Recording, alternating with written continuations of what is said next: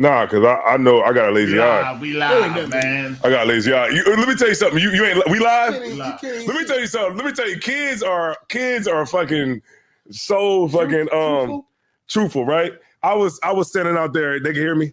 Yeah. I was standing out there. I was standing out there on the thing, and Captain Car's rib come down. And Captain Car's son comes down. So I'm talking to Captain Car Rib. I'm like, hey, what's going on, sis? His son comes down and says, what's wrong with your eye? I said, if you don't get out of here. Kids, man, goddamn. Kids is crazy. Yeah, he is, man. They ain't picked up the... he was looking at me. Social cues yet. Yeah, they haven't picked up the social cues. He said, what's wrong with your eye?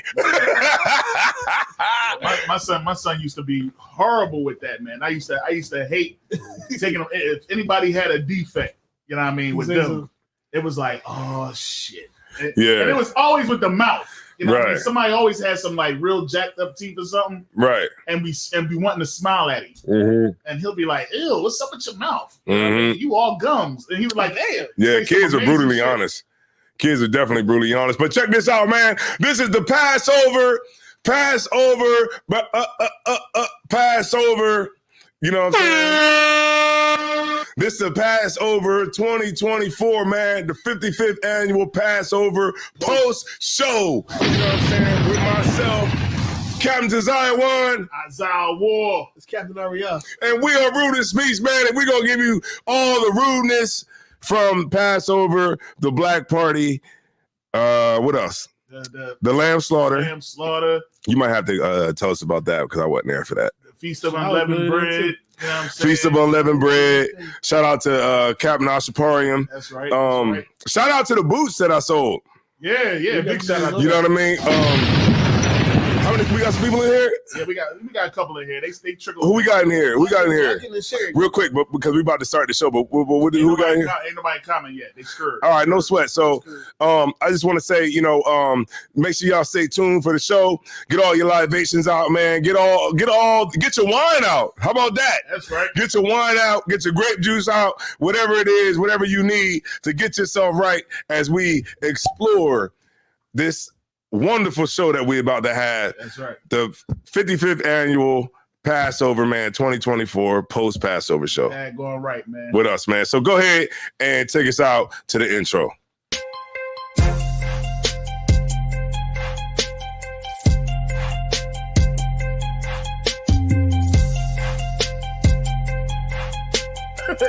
Shivers too. A lot of shivers. Yeah. We haven't men. Yep. But the vast majority of men can't stomach it. It's a special type of weirdo. That can, but most men can't. And it's always crazy to me that men don't want to take whore seriously or really commit to a whore, but they still have sex with them. So I took some towels and I started wrapping the towels around my knuckles. Oh shit! And I started beating them up. He was like,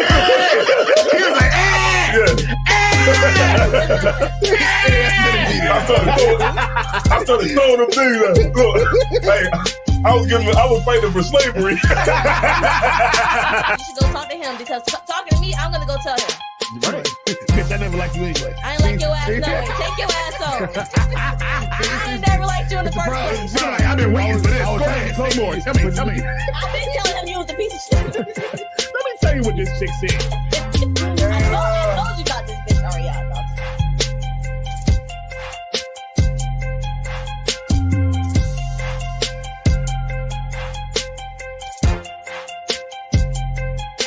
Passover Productions.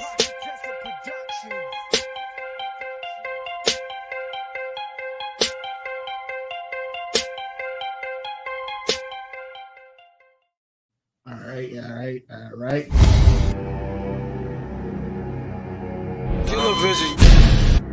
I'm out Delaware, my niggas is heavy there. I'm out Delaware, my niggas is heavy there. I'm out Delaware, my niggas is heavy there. I'm out Delaware, my niggas is heavy there. I'm out Delaware, my niggas is heavy there. I'm out Delaware, my niggas is heavy there. I'm out Delaware, my niggas is heavy there. I'm out Delaware, my niggas is heavy there. Talking they looking for me, them pussies they never there. We got the jizzle in the building, shooters in the background. Let a nigga step, Mossberg sitting back down. Once they do the book, fuck niggas, yeah, I'm back now. car, bunch of funny niggas fat now. Dope game silly, all these plugs earn the rats now. Free shit's litty, all these frauds want rap now. 20 throwers dukes up, trying me to death. Put the G's in your swag, made it cool to wreck the set. All my niggas heavy head, play for heavy metal gear. Chest shot it, burn his body like Patron the Belvedere. Talk about it in they rap, but these pussies never there. Real recognize real, I look familiar everywhere. That's why they see me on the TV, banging on my CD. Getting to that money like I'm bagging up some OZ. Scratching and surviving, now I'm stacking and supplying. Boys going through the city and these haters can't deny it. I'm out Delaware, my niggas is heavy there. I'm out Delaware, my niggas is heavy there. I'm out Delaware, my niggas is heavy there. I'm out Delaware, my niggas is heavy there. I'm out Delaware, my niggas is heavy there. I'm out Delaware, my niggas is heavy there. I'm out Delaware, my niggas is heavy there. Talking they looking for me, them pussies they never there. It's still boss where I come from. Frauds where you be at. I'm on Delaware where pussies don't really be at. I rack the bag that the place is OT at. Lift them forklift, them killers don't need ski masks. Shout the dumb city where Boob and KB at. 20 money baby, the dub is where they re at. Project money, the bucket, the 2-6. Bring the shouts to KG, plus grams and Larry Lips. Couple shooters out 40, go to war for me. Yellow with the purple, throw it back, grab Ori. Most of the monster, 2-knife Esco. Giving out funk work, crab claw, let's go. We round like the West Coast, talking ain't the topic. Shooting like pool, 8-ball, corner pocket. Airplane mode on you niggas, I'm the pilot. I-95, 302, we get it poppin'. I'm out Delaware, my niggas is heavy there.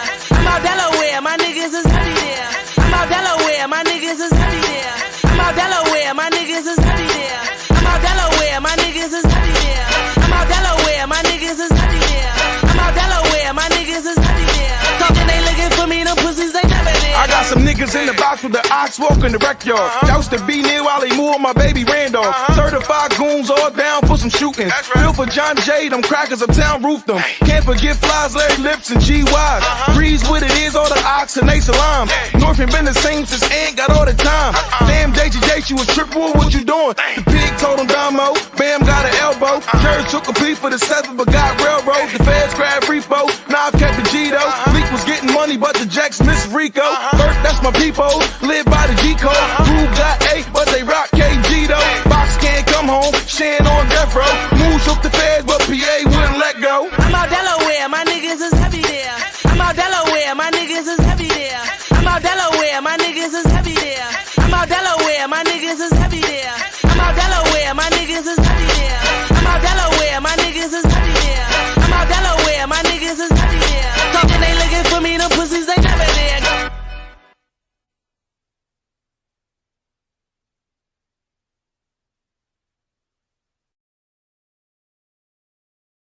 Yes, sir. Yeah, man. Shout out everybody, man. You know what I'm saying? Hey, look, do me a favor real quick, man. Just drop a bomb for everybody that's in the chat, please. But also, could you, part of this bomb is that, you're going to help us out by getting this show out because we want everybody to be able to take part in this Passover post show. That's right. Post-Passover show. Post Passover show. So how's everything going, Captain Oriel, man? Ain't no thing, man. I seen you was out there with the brown leather coat looking like a native Indian. I'm about to fucking hop on a horse and ride off in the sunset. Nah, you know what? That jacket actually came out really good. That shit was hard, yeah. Yeah, I was like, this jacket is really fucking nice. You said you did that shit? No. I bought it. Hell no.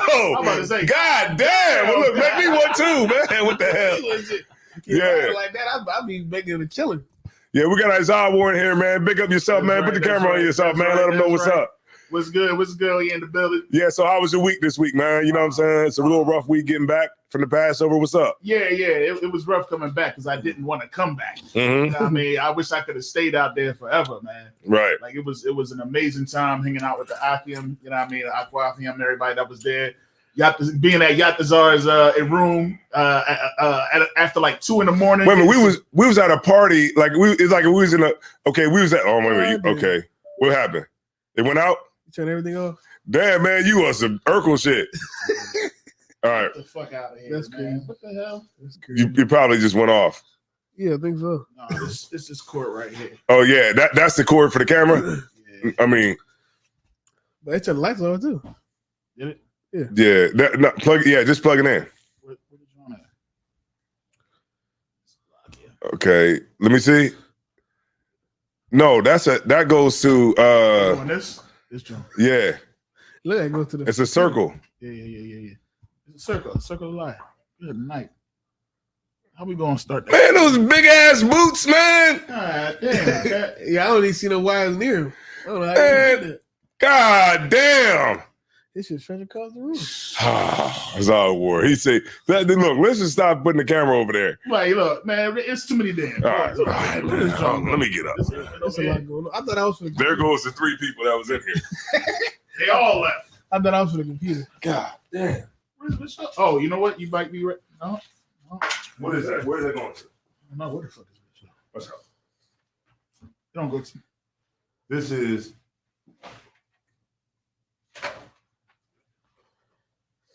So like, I know what it's going to. It's going to. The joint. Yeah. Hold up. This is what is this? You back up, son. Yeah, come on. What you got right here? That's to the headpiece. What the hell is this? Yeah, deny it. Give him Yeah, we still in here, man. Damn! Everybody left. Everybody come back. No, it don't go in here. That's done. It goes in here. It's right here. Nice. Chords. Get your cord game Get the up. chord game up, man. It's the camera on there. It's the You know, man, you should get here at 8:30. That's the time you need to get here. So we can go through all the chords. All the chords. So we can see all the chords. It's the camera is on you. All right, hold on. Let me get that straight. I got It's it. about to be his show. There we go. All right. So like, we got the technical difficulties. Technical difficulty. It was very difficult. Very technical. But we moved past it. It wouldn't be Rudy's V show if we didn't have a little snafu up in there. Now, Yeah. Now we in the doctor's office. The camera, All the right. lights is off. look like the plug plugged in all the people that left. They came back. Oh, they came back? Yeah. You hold this like okay, let me turn these 2 lights on right here. What's going on, man? Long. There we go. There will be lights. There be light.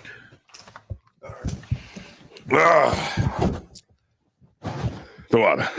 So yeah, back to what you were saying, Jack. Like you were saying. You know, I don't think it's even relevant anymore. Yeah, I don't know what he was even talking about. Let's talk about them daggone black outfits, man. Rich Call had the whole polar bear, the black polar bear on him. Who, me? Yeah, he was killing him. Yeah, because it was hot in there though. It was hot as hell. So I just literally just wore it just to let everybody know I had it on for the video. I mean, for not the video, but the let everybody know I had it on for the event, and then I was at Right. yeah. I had leather on. Oh yeah. And I was sweating like I hell. did too. I was like I had like a goddamn Good sweatsuit, like not a sweatsuit, but like I had a fucking trash bag on me. That it was hot in there until they opened up the doors. At the end. Yeah, then it was a lot. It was a lot better. Like, I ain't even get drunk because I was sweating all the liquor out. Yeah. Real shit. As soon as you Yeah. drink it just pour right out of your pores and shit. I got drunk just enough just to feel a little loose. Mhm. After that, it was just Mhm. out my pores. Let's see how our sound coming through good. Yeah, Y'all let us know, man. Put a 1 in the chat, man, if the sound is coming through good. They'll let us know. They were like, "Ain't no goddamn no sound. Get that sound." Yeah. We got Karab up in here from checking in. He said, "Y'all gotta have me on the show." You heard me? You heard me? Yeah, it looked like it got me like kind of. It looked like it got me kind of cut off a little bit. It seemed like the camera got to come over just a little. It looked like it got me cut off. Wait, let me move slow. All right, look like it got me cut off a little bit. And then, or maybe I could move over a little bit towards Cat, No, you need to center it anyway. as you can see. All right, yeah. So I think we good there. I think, yeah, there we go. We good. Yeah, we good. We good. Yeah, there we go.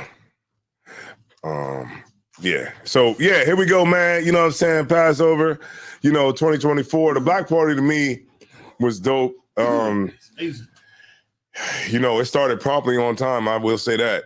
And we were well prepared. I want to give a shout out to everybody who was on the drink department because we was able to get everybody out of there in a timely manner, a good fashion. Brothers was coming through. The first brother came through, and brothers, first brother came through. He was like, "Can I get a Hennessy? The water. Shalom, sir. Shalom. Can I get a Hennessy?" I was like, "Okay, no sweat." Gave the brother a Hennessy. About maybe 15, 20 minutes later, he come back. He's like, "Sir, can I get another Hennessy?" Gave him another Hennessy. He come back probably like 20 minutes later. He like, "Can I get what's left? Let me get a tequila." So I gave the brother a tequila. And then, he came back again. It's like, "Hey, can I get a beer?" But then that fifth time, he was like, "Tebow! Tebow! Hey, those skits y'all be doing is funny as shit." You wouldn't say that the first time. He had to build up his courage. I was like, yeah. He was like, "Yo, man, I mean, you don't even understand, sir. Like, it was like, Tebow!" Yeah. Get some liquid courage in him. Yeah. So, it was dope. Everybody handled themselves well. We didn't give, General Hodge anything to be, worried about. Right. The punish us about. Right. Yeah, when it comes to, brothers handling their liquor, everybody handled their liquor. Damn right. In a great fashion, man. It was dope. Shout out to China Monet, man. She came and she did a great performance. Yeah, and I think it's dope, man. And I say, to hell with anybody who got anything bad to say about it, man, because the Black Party was official, man, and it's yeah, and it was absolutely in the right spirit, man. Because right. you got a sister that's in the world that's rapping about something that's positive, right? You know what I'm saying? That's cutting through, and that went viral. Yeah. For cutting through all of the bullshit nonsense that we're used to hearing. Right. You know what I'm saying? And we got a sister, like the two songs she did was Shut Up and Listen. Shut Up and Listen. Shut Up and Listen. Shut Up and Listen. Yeah. Play your position. Right. Shut up and listen. That's crazy. Yeah. Another song about being submissive and cooking and cleaning and fucking and shutting up. Exactly. Okay, we got Mataza Power on the line, man, from the medic department. How was everything at the Passover? Man, everything was survived, man. Nah, you on live. Oh man, everything was survived. everything was survived. Hey, what you was just calling me just to holler or get on the show? Yeah, no, I actually had a question for you. Oh, you watching on live? No, I'm on my way to work. Why, man? Getting the coffee. Okay, no sweat. Hold on 1 second. Let me go off. Okay, all right, go ahead. So Azawa, why do you think? Yeah. From your summation, we was talking about this earlier, but I'm trying to see somebody else's viewpoint. Why do you think that the people? It's Sunday. The people that's particularly people in the Israelite world. Why do you think they have an issue with China Monet? Yeah. I think because she's of the world, you know what I mean? She's just a girl who, like, in other areas or on other platforms, she didn't dress as modest as she was with us. You know what I mean? Right. So I guess they look at it as though, oh, y'all pretty much just had what's the chick? They said all the terrible people. Sexy Red. Y'all just had Sexy Red at your joint. Crazy to say. You know what I mean? Y'all that's all. Oh, so let me bring you back on. It's crazy. Y'all just had Sexy Red on stage. You know what I mean? How y'all gonna let her in? This supposed to be the holiest of holies. How you gonna have somebody from in the world that ain't even the truth? It's a fucking black party, you fucking idiot. and shit like this, what happened? And when things like this happen, this cements the feeling that we are the prophets of Christ, and they're not. Right. Because they said the same exact thing to Christ when he spent time with sinners. Right. Mm-hmm. Christ was around sinners. Right. And when he did it, the Sadducees and Pharisees looked at him like he was evil. Right? He was wrong because he was around people who were evil, who were wrong. Right, exactly. But when it comes down to it, okay, if my whole goal is to get people that's in the world to change, on some level, I have to interact with people that's in the world. Right. People that don't know anything about being an Israelite, nothing about the law. Right. I have to interact with them to on some degree. Right. And it's like it's just ridiculous to say that just because this sister is a sinner, is somebody who's not in the truth, right? Hasn't got it all figured out. The fact that I just give her a chance because she did one good thing or two good things by making these songs. Now I'm evil because she's not, right. She's not officially in the school. She's not Ruth. Right. She's not Ruth. Right. So because she ain't all the way straight and she's not all the way right in her lifestyle. I should just never associate with her. Right. So I guess every time these niggas go to the doctor, they say, "Hey, doctor, you be smoking weed, doctor?" Yeah. Right. Every time they go to the mechanic, they be like, "Hey, you eat pork, mechanic? What's the mechanic, man?" No, they don't do it. Because they know to live life, you gotta interact with people that don't have the same viewpoint as you, aren't in the truth, are sinners. Right. And brother says that's true. Brother said something real heavy. Sharash Kabar. He said, "When I was in prison, they visited me not." And then like that speaks to these are the type of people that's going to say something about somebody that's in the world. You're not going to invite them in. You're not going to give them a chance to change themselves. Meanwhile, what work are you doing to bring people in? You know what I mean? Are you're not going into the prisons? You're not going into the neighborhoods. You know what I mean? You're not chilling with like you said. Christ did it. He was like, all right.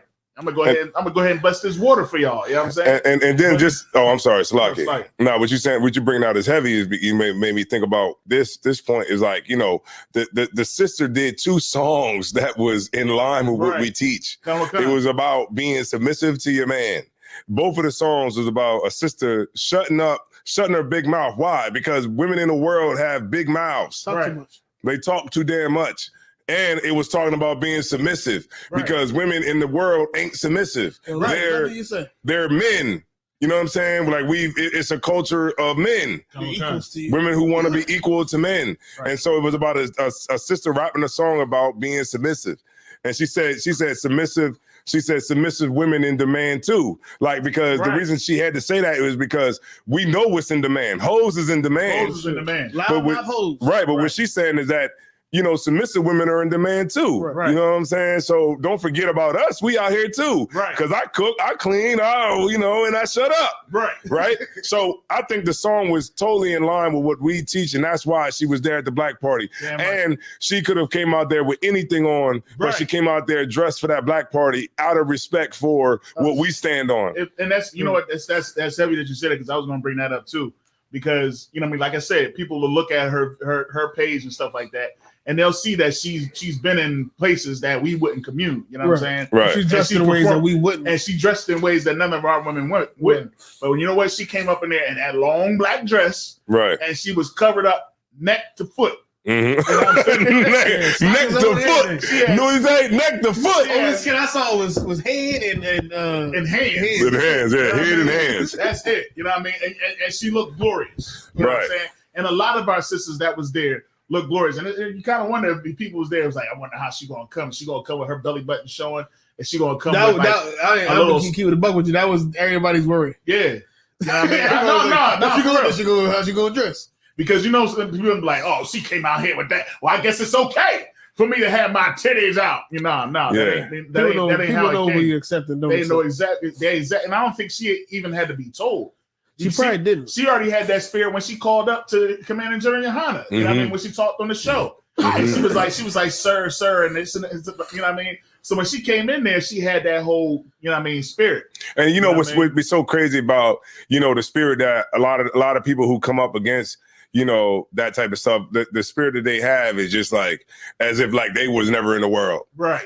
Somebody had to appeal to you too. Right. You know what I'm saying? When you was in your wickedness too. Right. So when the sister come through, when she gets around the brotherhood and the sisterhood, and she sees what type of a wonderful thing that, Commanding General Yohana created, it's like, damn, I never knew it was like this, that this was even something that could even be possible. Right. And those types of things where she goes back and she puts on her page and she tells her followers about, and then her follower says, hey, well, what is that? Where was you at? What is that black party? Who are these Israelites? And those things like that. And that gets the conversation going about them, potentially looking into the school, or ultimately joining the school. But if we don't do that, then we just teaching each other. It's just us three teaching each other, right? And we never have even the chance of getting to another outlet, right? But in order to get to another outlet, you might have to interact with the center.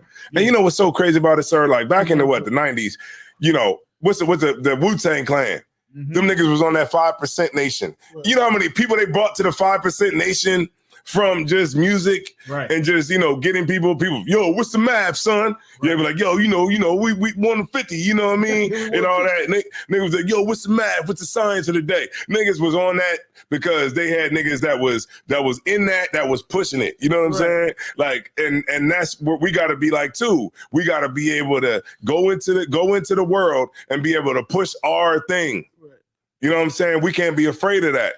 And I think a lot of times, like, people think like, well, because we're in the truth, we got to be afraid of the world. Nah. Insulated. We go into the world and we stand on our principles and what we stand on. And you stand right up in the world, dignified in what you stand on and your principles. Right. And you'll see that people will respect it, and you'll have people that'll say, you know what? This is dope. I never knew that this even existed. Right. Let me get down with it and figure out what I can do to be a part of it. Goddamn right. But how are you gonna do it if you afraid? Right. You got your light, but you letting it hang under the bed. Right. Like what Christ said. It's like, man, these people, man, they just sit on the sideline. Like what you said was heavy, Cap. Like earlier, it's like off cam, like, okay, if these people sit on the sideline and they talk about what we do, what alternative do you have to it? That's what I started to realize.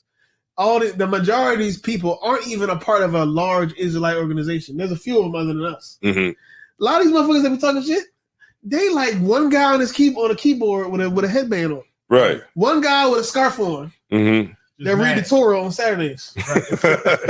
And then he might congregate with a few other cats he know. Right. But like you're telling me that I'm evil for having my Passover, or I'm evil for having the black party, or doing it the way that I do it. Mm-hmm. But you're offering the people no other alternative. Right. I mean, like me, like in the IGBK, we speak against other Israelite groups. Mm-hmm. We say, don't go to their Passover, come to ours. Mm-hmm. Don't party with them, party with us. Right. Mm-hmm. Don't go to their class, come to our class. Mm-hmm. We're not just demeaning the people and not giving them any alternative. Right. You don't have a black party to go to. Right. You don't have a Passover to go to. Right. Like, your Passover is probably you in the house, eating lamb. Right. It's probably you in the crib eating lamb. Right. You and your rib and your kids or something. And then you turn on the daggone internet and you see something there like, that's funny.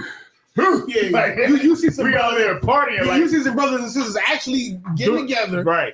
Actually coming together as a community. Fly. Serving the Most High in brotherhood. And you found a reason that is evil and is wrong. Right. And but if I wanted to lead this right now, you could give me nothing. Right. Like if I want to leave the school right now, that nigga talking shit on the internet, I couldn't go to his group because he has no group. Right, he don't got that. He don't even got a group. He don't even got nothing. It'll be me in his crib eating lamb. Right. You know, we'll be so righteous in his crib. Right.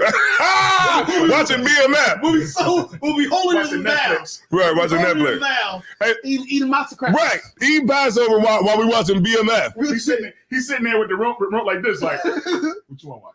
Yeah, but we righteous though, right? I hate these. Righteous though, right? At least if you think what I'm doing is evil, at least give me an alternative, right? Mm-hmm. At least I'll say their name. GLCC, at least they got an alternative. Mm-hmm. IUIC, at least they got an alternative, right? Most of these niggas don't even got nothing else to give me, right? But nothing, but just complaints. They complain, right? They complain about camps. They complain about what you're doing.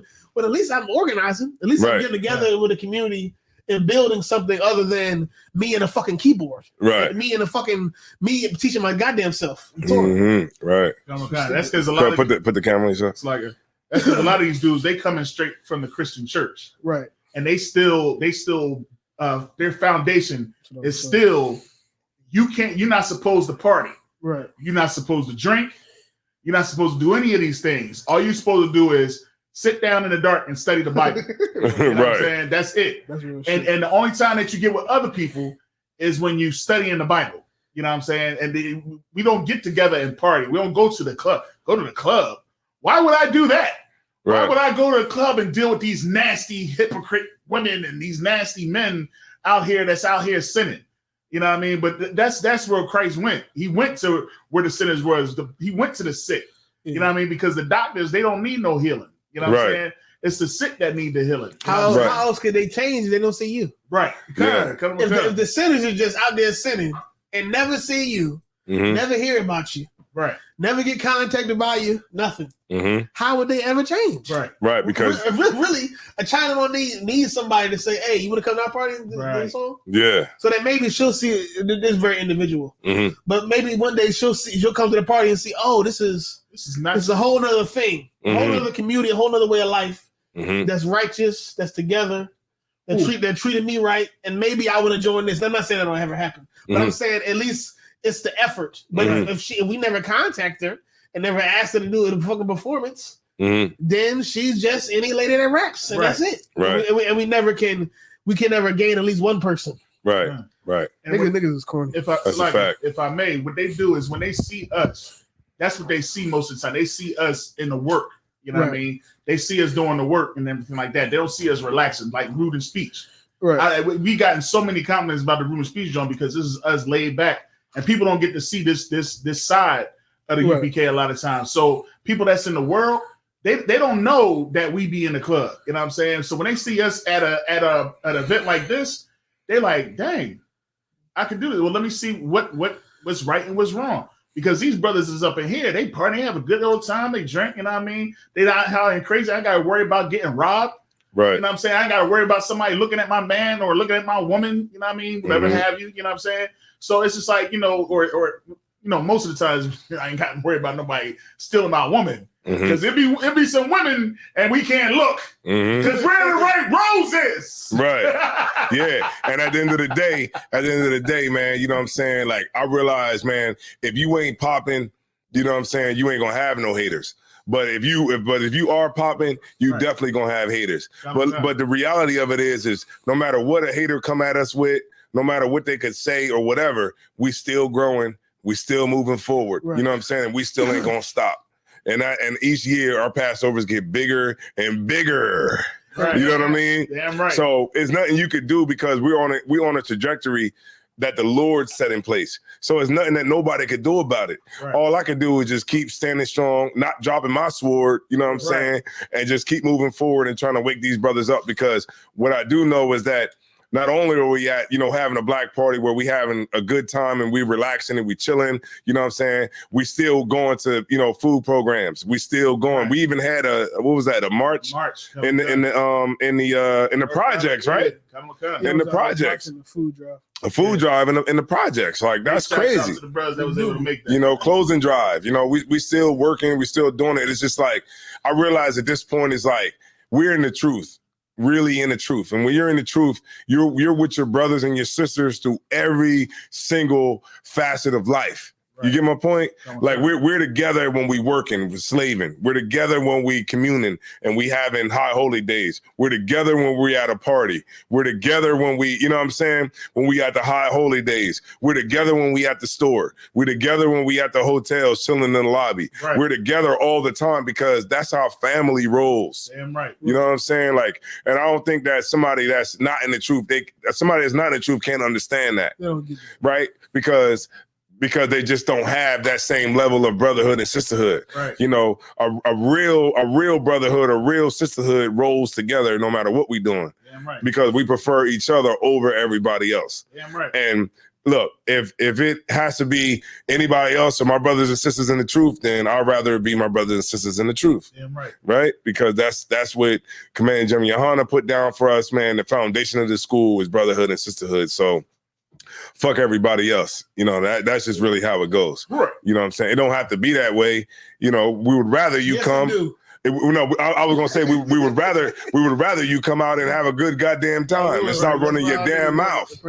Stop running your damn mouth. Then you'll be good to go. And you could, probably, if you're a brother, maybe you could get a woman. I don't know. You probably sitting home talking about us, but you just jacking off all day off the porn. And you're right up against that keyboard. So maybe this will work. Hey, so let's not be holier than thou. Right. Yeah, that's definitely what y'all niggas is. Yeah, so cut it out, man. And the Christian thing is literally what it is, as I always say. is like a Christian mindset. Like you come into the truth and you don't realize how raw and authentic the truth is supposed to look. Right. You got a very idealistic view of what serving God should look like. Right. Yeah, them sisters saw China Monet come out. They said, "God damn." I don't like that shit. Give me a banana. Give me a banana. Give me a banana. I don't like that shit. I don't like that shit. I'm gonna drop down with them niggas. And just doing the work of the Lord is not going to look pretty. Right. Yeah, like, come on, man. It's not going to look pretty. they saw China Monet walk out. They said, "God damn." I hate this shit. I don't know why I hate it, but I hate it. Some ain't right. Some ain't right. Some ain't right. I don't like it. Hold on, let me get a little closer to the stage. They don't know why, but I hate this shit. I can't stand this shit. I can't stand it. Because if a sister would have walked out there with a head wrap up to here, you know what I mean? Nobody would have had a problem with nothing she said. Right. A sister that was in the school. Right. Sister they knew personally. Yeah. No problem. That's funny as hell, man. Yeah, but sometimes you just gotta do things that are maybe uncomfortable. Right. Cap said bad as hell. Captain Tower said bad as hell. Yeah, you came out that motherfucker, they said, "God damn." Sometimes you gotta find somebody that's got a little motion in the world. Right. Yeah. That says something that's halfway right. Right. Mm-hmm. And put them up there. And maybe somebody new will come into the school. Exactly. Maybe somebody that we didn't anticipate. Somebody that was in our that we weren't in their purview. Right. They know about us. Maybe now they'll know about the school. That's right, man. And niggas that's once again it's on their keyboards. Right. And so they clearly don't understand. They don't get it. And it was so right for Commander Jomi Yohana, man, to let us have that, man. It was so right. It was in the spirit, like, opportunity. And I learned so much as the years go by. Like, I realized, like, being in the truth is more than what the eye can see. You know what I'm saying? Like, being in the truth is like something that a lot of people won't ever get to see because you don't have enough time in it to really, learn. You know what I'm saying? From men that are wiser than you and learn from, like, the experiences that you go through over the years. You know what I'm saying? Like to truly be in the truth, man, is like, it's something that most people will never understand. Right. And that's why, like, a person who's not in the truth would have anything bad to say about it. You know what I'm saying? Because they're just not. And like Cap said, you home with some lamb and that's not the Passover. That's not the Passover, man. Something that's bigger than just me and myself. When have I at UPK ever been like that? You know what I'm saying? We don't sit home and eat lamb. You get your black ass up, right? You get on I-95 and you drive that way. You know what I mean? With an S. You go the direction that say S. Right. It was a few brothers from California that drove to Durham, North Carolina from California. I don't know what the fuck is wrong with them. but I would do that 1,000,000 times over before I sit in my crib and by myself. Right. Because I would do that 1,000,000 times over. I never understood anybody that would be, say they're in the UPK, whatever, and they'd be like, I can't make it. Well, why can't you? You know what I'm saying? Why can't you make it to the Passover? You know what I'm saying? What would be your excuse not to get in the car and get here when you got mad brothers that'll make sure 1,000,000 brothers will put you in the car. Mad brothers that'll make sure that you can get here. They'll strap their rib to the top so you can have the front seat. Right. Yeah. Right. But you can get to the club though. Brothers will do anything to get you to the club. Brothers can get to the club and make sure they got sections. And guess what? You can pay for $500. And I'll throw something else out there. Brothers was even advertising, I got an extra bed. You know what I'm saying? I got an extra bed in my room, and despite whether, our ribs would have been mad at us or whatever, there would have been no brother that would have been homeless by coming down there to the Passover. It wouldn't have been no brother that wouldn't have been able to get into that Passover or any of the events that we had lined up for the week. Right. I mean, there's no excuse. Literally, there's no excuse. And if there's a brother that can't get in for any reason, if he think that he can't get in, man, Commander Junior Hano will come off that goddamn podium so fast and say, what the hell is the problem and why this brother can't get in, which would, because he knows that it will never happen. That's why I'm saying it now, because it would never happen. So, you know, there's no excuse why you can't get to the Passover, and that's why there's no excuses why nobody should be there. Everybody should be there. Even when we telling you, pay this, pay that, do this, and you know, having the time, if you don't got it, don't pay. You don't got to pay it. Right. That's just the reality of it. Even when we telling you, even if the school is telling you, give me $1,000 to come to the Passover. 9 times out of 10, we're just saying that because we know the people that have $1,000 are going to pay it, and we know that the people that can't do it won't do it, and they'll still show up. Yeah, I paid my 400. Like, I don't kind, sir. I was like, oh God. Oh God. I was like, I can't be doing these videos and not do it. I'm like this show like, you better pay these Passover fees or else.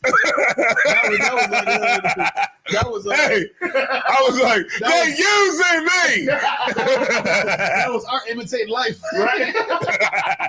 That's real story. Those are my own excuses. That's real shit. Yeah. That's real shit, though. You know what I'm saying? Like, I love the Passover, man. I love the brotherhood. You know, we had the brothers from London, man. Damn right. Give me the job of They sleep right now. They sleep because, you know, they behind right now. They're like 5 hours ahead. Yeah, they ahead. So it's like in the morning. Or damn near. Yeah, it's probably in the morning.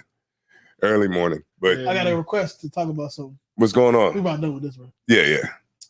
He said, I ain't gonna say, I don't know if he want to tell me who it is, but he said, can you speak on the white corsage? Brothers were confused on if they can approach the woman or not, and what's appropriate to say. Okay, you want to go first? Brother. Yeah, see, y'all niggas is corny. Yeah, right. Don't be like, yo. I'm fucking around. But I believe at the Passover with the white corsage, I think we should implement doing something for other events. Yeah, maybe a little earlier. It gotta be like at the lamb slaughter. As soon as you slaughter the lamb, I don't know about that. Give a white robe. But I think for the black party. Look at here, I slaughtered this lamb for you. Or maybe it should just come with it, with the whole. I think for the black party at price. least, we should do.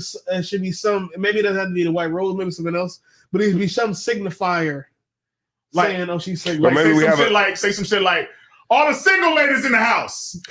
Hey! And then turn the lights up. Yeah, like I think, you know, because just okay, you know, it also got to be, you know, spontaneous too, because maybe a sister might not have the white rose because she might be single, but she might not be ready to date. That's not what he's asking. He's saying for the brothers that see the white rose. Yes, see the white rose. See the white rose. Then fuck all the people that. It was a couple that don't wear the white rose. She's on. But then go. You know, shit. But for the sister that wears it, well, what should I do? Yes, I'm at the Passover. I see she has a white rose. I'm attracted to her. I know she's single because she got a white rose on. Well, how about how you doing today? Shalom. How about that? Hey, shalom, look, you know what people think we seem to get mistaken is like. When you're in the truth or whatever, you think it's like brother get around women, he'd be like, women and white people. Yeah, like you know what I mean?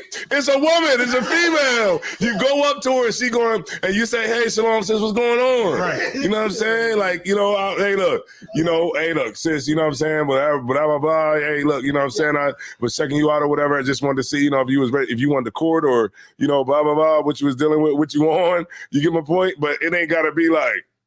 Yeah, I believe at the Passover with the white corsage and you know when she's single, it's okay to just be normal. Yeah, there you go. It's okay to just be saying, there you go. Hey, Shalom says, where are you from? Right. Yeah, what camp you with? How long you been in the truth? Right, how long you been in the truth? Damn, that's crazy. How many kids you got? Yeah, like a brother. But it could be a normal conversation, and I think really, especially at the Passover, you want to take that time to see if this sister even like you in the first place. Mm-hmm. And you want to have at least a little bit of an interaction to see. Right. And it's be normal. Right. She might, because she might not dig you. Just because she got a white rose on don't mean that she don't. She like you. It'd be pointless to go take your time take the time out your day to go ask a camp leader. Yeah. You can just either ask her up front, or you can just, me personally, I probably wouldn't ask to be that upfront about it, but I probably would just talk to her to see if I'm getting any motion. And then after that, I'll go. Yeah, I mean, because look, I'm forward. I be like this. Hey, sis, you want to court? She be like, yes. I be like, yes, what? She be like, yes, sir. What you want to do? Go get your Cam Newton right now. Go get him. Guess what? Cut him with card, sir. Cut him with card, what? Cut him with card, sir. All right, go ahead. All right. Well, all right. Well, all right. Well, all right. Nah, don't do that. Don't do that. Don't do that. Don't do that. I don't think it's really that deep. Just know that if you had to Passover, you see the white croissant. This is really your one time. Right. That's kind of acceptable for you. That thing gonna be red in 2 hours. It's probably one time for it to be acceptable for you to have a conversation with a sister that's single in the school. Let's talk to her, see where she's from, what type of time she on. You could just straight up ask her, hey, if I asked her, shout out to Captain would you accept it? How you feel about that? And she'll answer the question. She can be like, hell no, or she can be like, oh, maybe. And then you go. I mean, it's the same as it's go ahead. So I get for me. No, you're right. It's the same as talking to any, like just talk. Yeah. There's nothing wrong with just going up to somebody, like you said, just saying, hey, shalom, sis. You know what I mean? You know, how you doing? What school you from? All right, no sweat. Right. Well, my name is blah, blah, blah, blah, blah. I'm a Capricorn, you know what I'm saying? Yeah. Hey, drop a bomb for Captain Yatazak, who's in the chat right now, please. Yeah, but yeah, like I think the main issue is that brothers know that white croissant means she's single. Right. But I don't know if brothers are ready to. I don't think she's gonna want you. No. It's not brothers don't understand that they can do anything with that. Right. Meaning, other than, she has a white croissant, so I'm gonna go figure out who her camp is. Yeah, you can go talk to her. But yeah, you can go talk to her. That's what it comes down to. Like, how long you had to pass over, you see the white croissant, you can go over there and say something. Yeah.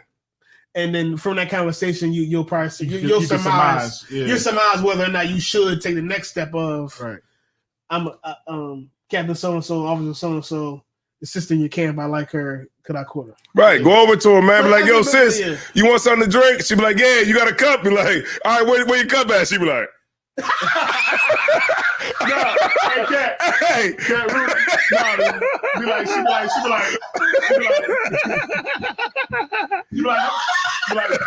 tell me when to stop, and she just be like, keep going. Keep going. Like, God damn. I want all that shit. Like, so what you want? You want this zipping down? Yeah. I want that Henny you drinking. Yeah. So look, be careful what you bite off. An Incredible Hulk. Hey, Cap. Yeah, be careful what you asking for. You know they call the camp leader. Yeah, like no, that's just right there. But you ain't call the cat leader. You get a phone call as soon as you start talking to her. Yeah. He be like, damn, why you want to call the sister? Well, she drank the whole bottle from my hand. Yeah, and you know what's so great about this shit. You know what's so great about the white roses? Yeah. The red ones. Yeah. Because the red, like them sisters with the red ones, they be like, look, fuck all that shit. Niggas ain't gonna be fucking calling at me. You know what I'm saying? Because they know, like, you know, if I don't have this rose on, it could be a mistake.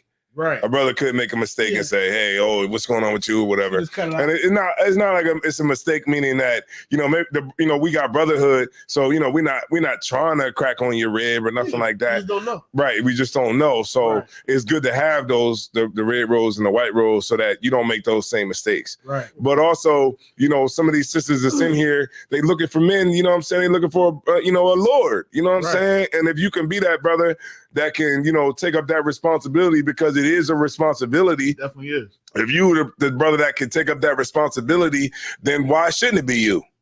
Right. And if he was at the Passover and if a camp leader and if you are a camp leader checking brothers because they are talking to sisters with white roses on.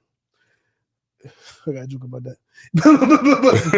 but if you're a camp leader checking brothers because they approaching sisters what white rose is on, and if you got checked for approaching the sister what a white rose on at the Passover, that's wrong. All that is wrong. Let the brother talk to the sister in this given scenario. I would let it go. That's crazy. That's power too. I wish I could wear a white rose. Be like, look, if y'all come at me, I'm available. They be like, yeah, how you doing, Cap? But yeah, but if you're a camp leader and you listen to this, let the brother talk to the sister in that given time. And if you like it so damn much, then then you should say that.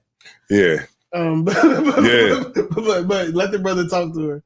And unless he's like doing too much. Yeah, like Cap said, just be normal. Don't be weird. And if you're a brother that got checked about having a white title system, whatever role, I would go to counsel about it. Yeah, like just be normal. But it's cool. It's fine. It's cool, guys. It's not. It's cool. It's cool, guys. It's not about to be, collegial. It's not about to be this all holds bar. It's cool. Right. Like you walk up on the sister with a white rose, like. It's cool. Have you ever heard of Deuteronomy 23 and 32? Like, yeah, nigga, that's why I'm here. Walking up to the like, you are definitely a Proverbs type woman. You weird. You are definitely cool. Now the sister don't. Now the sister is kind of she don't want to deal with you like that. You know what I mean? She like, you weird. Brothers just be everybody. It's regular, man. It's real life. It's real life shit here. You know what I mean? You know what will make my day, sweetie? If you give me a precept. Yeah, it's just she's gonna be like, oh, this nigga's a goofy. What's gonna happen is this is what I think we expect to happen. This is not how it works. Right. We expect. I have never talked to this sister ever. Right. We have never had any interaction ever. I'm going to call her camp leader, and she's gonna be like, "Yeah, I want to talk to him." Yeah, that's crazy. That happens, but that's probably not how it's gonna work out. Right. The sister is going to have some interaction with you, or something is going to happen, and she's going to say, "Oh, I like him."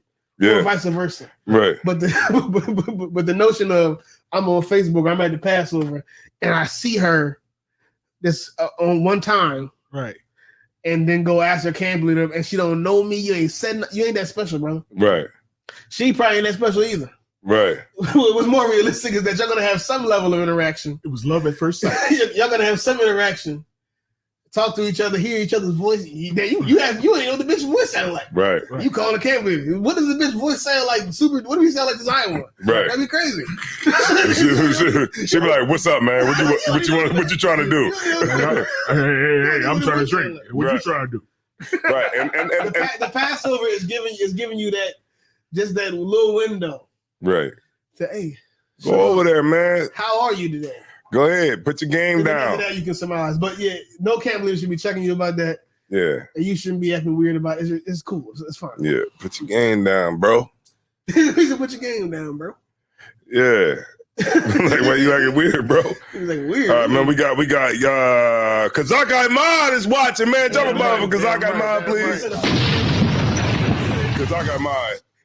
That's a real nigga. I was drinking some crepe mouse with him. We was talking about on Facebook. They were talking about the white rose. He said, yeah, not a lot of sisters stay single over here. He said, I watched the white rose turn red in front of my eyes. Yeah, that turn red as mother. He watched this shit just turn red. Yeah, that's funny as hell. That's hilarious. And that video that China Monet put out with Kazak Ahmad, that was cold. That was cold. I wish that was me. Yeah. I would have been like this in front of the elevator, like. All of it. You know what I mean? Like when the elevator closed, right. Like the whole theatrics of the whole thing. Yeah. I think that was just dope, man. It was a dope video. Mm-hmm. And and not only was it China Monet, but it was also her entourage that was with her. Right. That was a lot of brothers. It was men who was out there, and that's mainly who we are really showing this, for too. Right. You know what I'm saying? Is those soldiers, you know what I'm saying? And those brothers that was with her looked at us and said, damn, this is some real nigga shit here. Right. And that was that's what we really wanted. You know what I'm saying? Is like them brothers to see that you have brotherhood out here. We got brothers that ain't gonna fight, brothers that ain't shooting each other, brothers that's having a good time, and we gonna get the hell out of here and go back to the room and enjoy our families and our wives. Right. That's that. And that's ultimately, the big thing that was, the main thing I would say behind everything that we do, man. It's just like, anybody that can't see that is just not a real nigga at all, or you're not a real bitch. All right, Salaki, I might have went too far. You're right, though. No, you're right. You're right on point. You're right, though. He said I might went too far. Yeah, man. I felt like I went too far. What else are we missing other than the Passover? Okay, then we got 4 people in here. Princess Shabba, man, drop Princess Shabba bomb, please. Okay, so Siraj Kabar said, when I was in prison, Captain Mashak Mayum Benyamin visited me when I was sick in prison in a dream vision. Good night. Oh, he's a lot going on. Yeah, you know, like I visited a brother too when I was when he was in prison too. And the brother was like, man, fuck that shit, desire, man, just let me die, man. Fuck this shit, man. And I was like, nah, man, you ain't gotta die, man, in here, man. I'm gonna come here and see you. Like, man, fuck that shit, man. Just let me die, man. Just let me die. I was like, look, man, it's cool, man. You're gonna be out, man. He's like, man, fuck that shit, man. Just let me max out. And I'm like, man, get out on parole and get yourself together, man. Right. The brother's out on parole right now. The brother had a kid. You know, he got it with a woman. Yeah, Javier got a kid. He got out with a woman. He living a good life at this point, you know, with his wife, and he good. And I look back on those times and I say, remember this and remember that. And he says, damn, you know, you was right. You know, and you know that's another thing too. You know that's good with Captain Mashak did by coming and seeing the brother, because at the end of the day, man, that's what real niggas do. Right. You know what I'm saying? That's what real niggas do. And you know what I mean? Real niggas do real things, man. Damn right. They ain't really shit. What we got? What else we got? Anything comments in there? All right. Nah. Mostly laughing emojis up in there. I will say this, man. You know, the Feast of Unleavened Bread was dope. You see how much lamb we got at the Feast of Unleavened Bread? Goodness. I was like, God damn. Yo, that plate. Is there any more that I can get? Listen. And let me tell you something about Nakamaya. He tried to save the gravy. Yeah, he think I didn't forget. He thought I forgot. Nigga, you tried to save the gravy. He had the gravy in a pot that said, big old pot. Yeah, and they said, don't touch this gravy. You know what I'm saying? You remember that? Don't touch that. Remember when they came back there? They was pouring that shit out like crazy at the end of the night. We gotta get rid of this gravy, everybody. No time with the gravy. Yeah, they was like, yo, they was like, yo, this gravy, we got to order that nobody can touch this gravy. I'm like, what the fuck is so good about this gravy? As soon as I got the gravy on my lamb, I was like, this is... Don't let nobody else touch this gravy. Don't let nobody else touch this gravy. That gravy was crazy. That's a whole Passover right there. I think that rhyme. Gravy was crazy. That gravy was so good. That set it off, man. Like, you can't even reproduce it. That's like eating a hoagie without no mayo in them. Yeah. I had so much lamb that I couldn't eat it all. Yeah, it was crazy. Like Come on, y'all, you put your foot in that shit. Yeah, the day of Passover, I had a nice. What the shit ain't trying to move? I had a nice size piece during the Passover, and I was like, I want more. And they was like acting like it was like, no, you know what I mean? You can't come up with to save it from you know what I mean? Say, man, when we was leaving the next day, Cat came in the show and was like, oh. Yeah. And he was like, you need to go get a plate right now. As I will. I got a line. They was like, yeah, we giving out good portions now, man. They put so much lamb on my plate. I think they should switch it.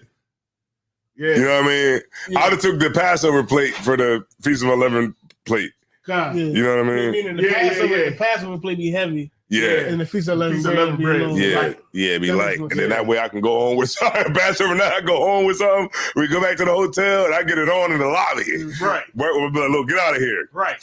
Because my dad going styrofoam and make it on my ride home. And I spilled lamb grease all over the dad. Hey, look, I want to give a shout out to Shapat, man. Officer Shapat out of Houston, man. His garment was crazy. Yeah, it was, man. And let me say something else. Let me give a shout out to Taza Doc, man. Taza Doc out of Mississippi. Did you see that garment that brother had on, Taza Doc? That was the garment from last year. Huh? You talking about the red one? The red one. That was a garment from last year. It was? You hear about that last Passover. That garment was crazy. Man, General Mayak's John was crazy. He probably had the best garment. His garment looked like a real cult leader. Like, he looked like he's about to slay a dragon. He looked like whatever this is absolutely outlandish and crazy. Yeah, that was crazy. It was a few brothers that had some great garments on, man. I'll tell you, brothers put a lot of work in it. You know, it looked like he pointed at you and you died. Yeah, I mean, I since I work all the time at the Passover, it's like the real intricate ones, like the real ones that really take a lot of work. Maybe might not be conducive to like me who happen to work and carry ice and different things like that. You know what I'm saying? But definitely, man, those are some garments, man, that brothers put some work in. Like you go like and you rise up out the seat. Yeah, that was crazy. My very first Passover, I made sure that I had a garment on, like you said, like we was all over the place. Yeah. Doing a lot of movement. I think my belt came off like 5 times. You know what I mean? So I was like, moving forward, I got to make sure that I had something that I can kind of move around in. You know what I mean? And I totally get it. But man, like it was some things that was out there. It was just like, damn, man, look at this garment right here. Yeah, like it was some amazing garments, man. Amazing. I like working in the Passover, man. That's just me, man. Yeah. That I mean, like. In life, you got to get in where you fit in. Right. And then you also got to find your mojo. Yeah. And me, man, my mojo was just making sure everybody good and making sure everything is tawab. And that's just pretty much it for me with Passover, man. I mean, it's been this way since 17 for me. Oh, you know what I'm saying? So it ain't really like it's nothing new to me. You know what I'm saying? It's not nothing new to me. It just is what it is. But each year I figure out a way to make it a little bit more easier on the department, but we getting it right. You know what I'm saying? So, next year I'm going to be right in the same department, doing the same thing. More likely. You know what I'm saying? And that's that. You know what I'm saying? And so I'm still going to have a good time. I'm still going to be able to roam through this joint. And that's that. Really, at the end of the day. This year, I was working with the Passover directly this year, but I hadn't done it in years.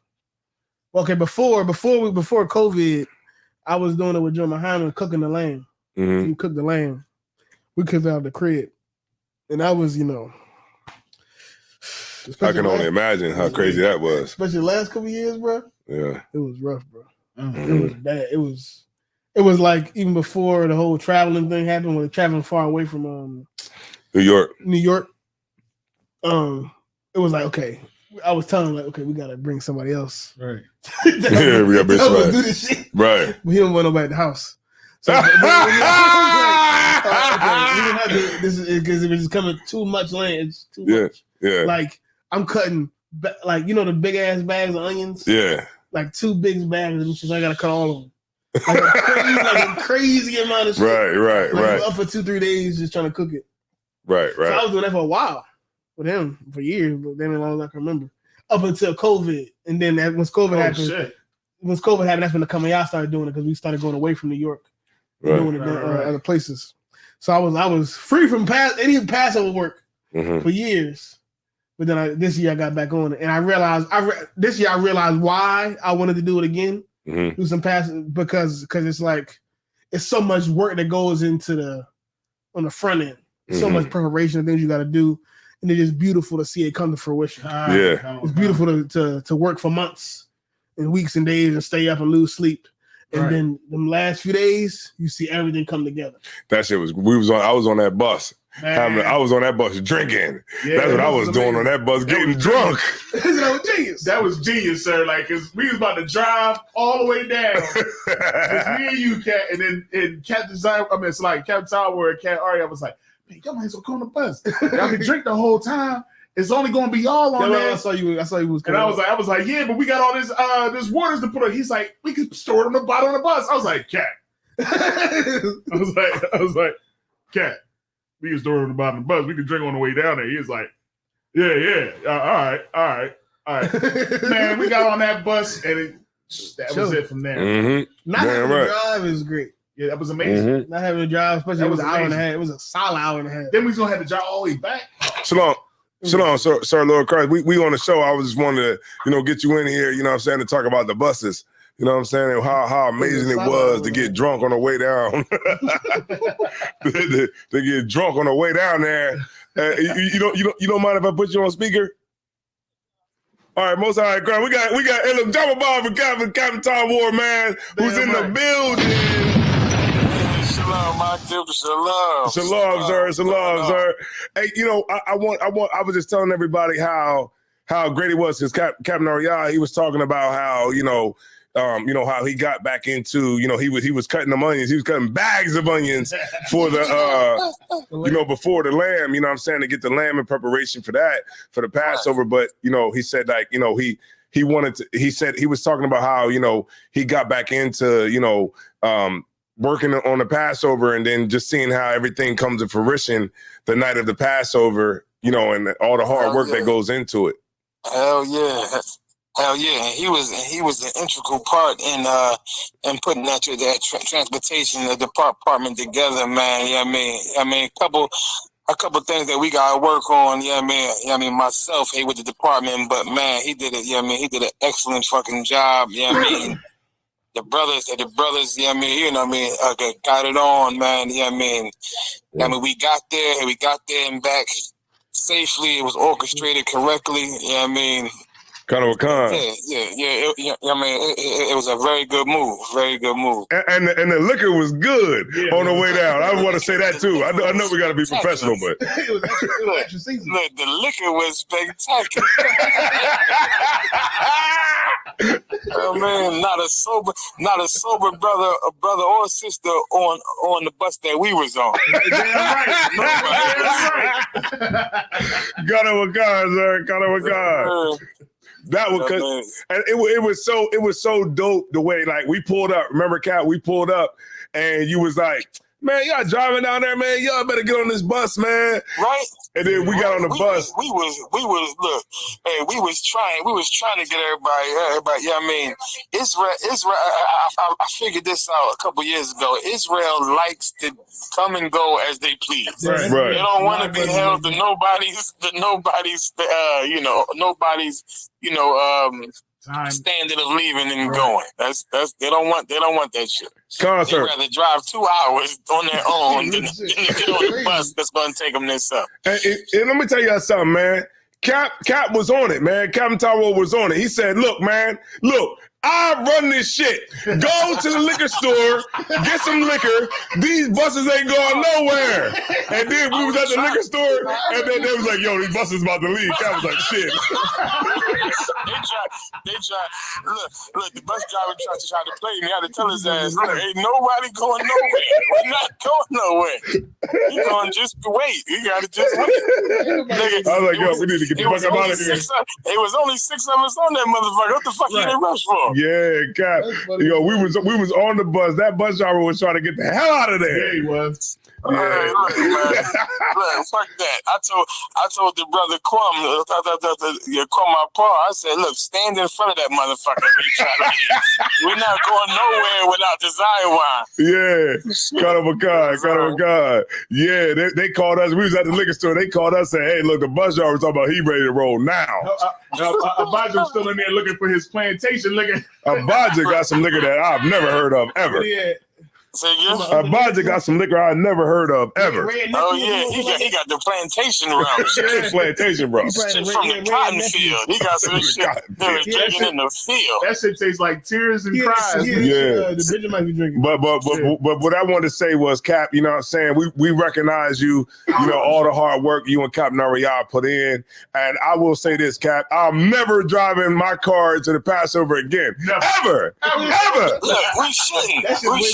Like General Hines, they wanted me to make an order motherfuckers to not drive it, but we couldn't do that. But he wanted to, He's sure was about to say, look, fuck all y'all cars. Y'all plans. Y'all go. We say fuck all y'all cars. Really prefer to drive an hour and a half. Get on the bus. Get on the bus. Get in the bus. Get on the bus. Get on the bus. Hey, that's inside joke. But I'm telling you, Captain Top War, y'all don't know the work that goes in to what he does every single year to make sure that we have a way to get to the Passover. And it's so right when you really take that step to just trust him. Right. Just trust Captain Top War. They don't trust me, man. Look, I learned. I'm gonna get there. I'm gonna get you there. I'm telling you, I'm gonna do it. I've been doing transportation for 20 years, man. 20 years, just about 20 years. I'm gonna get you there. Just trust me. Get on the goddamn bus. Just get on the bus, and you'll be good to go. And that's why I say, man, you know, the water you Cap for, you know, convincing me, convincing us.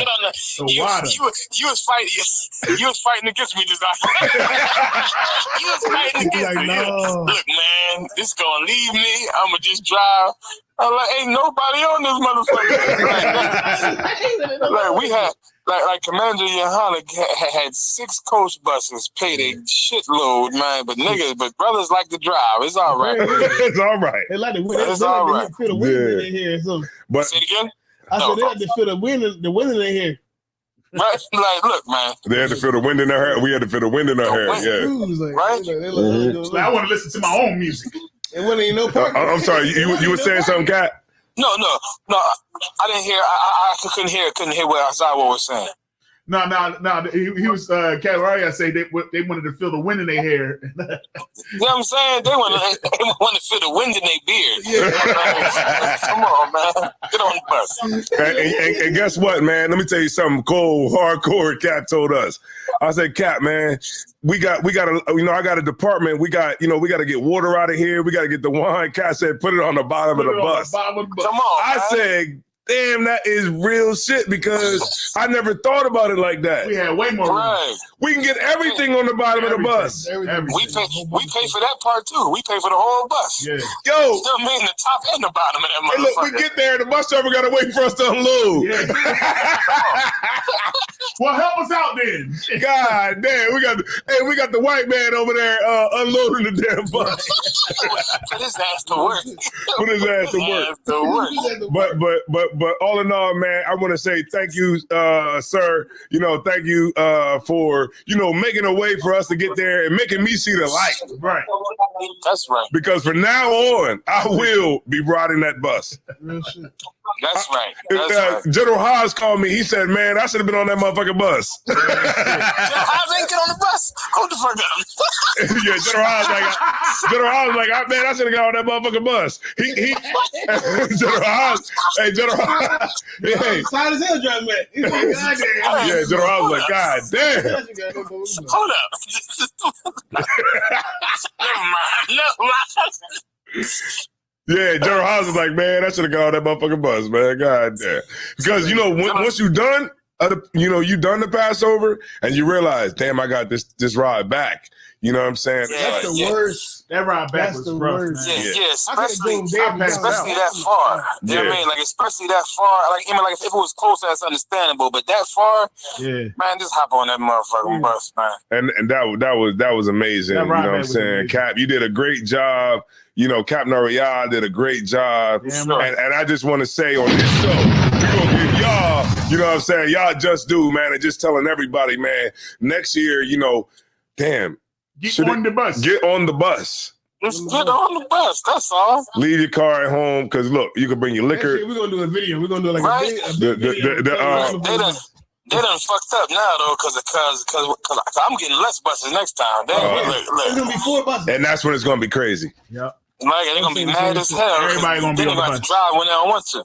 Yeah, but I will be on there. And you know what I'm saying, the water you Cap for everything, you know what I'm saying, your hard work that you've been putting in for 20 years, right. You know what I'm saying, and Captain Ariel's work that he's been putting in for like what, 10? That's right. Because, you know, any more than that, you'd have been, you know, he was in diapers. But, you know, shout out to y'all for the work that y'all did, man. And I want to say, you know, the water you and I appreciate you, sir. Oh no sweat. I mean, appreciate y'all brothers too, man. Y'all helped me out with it too, man. I mean, most time tried. and Ibaji. He was rounding niggas up from the hallway. He was going to niggas' rooms.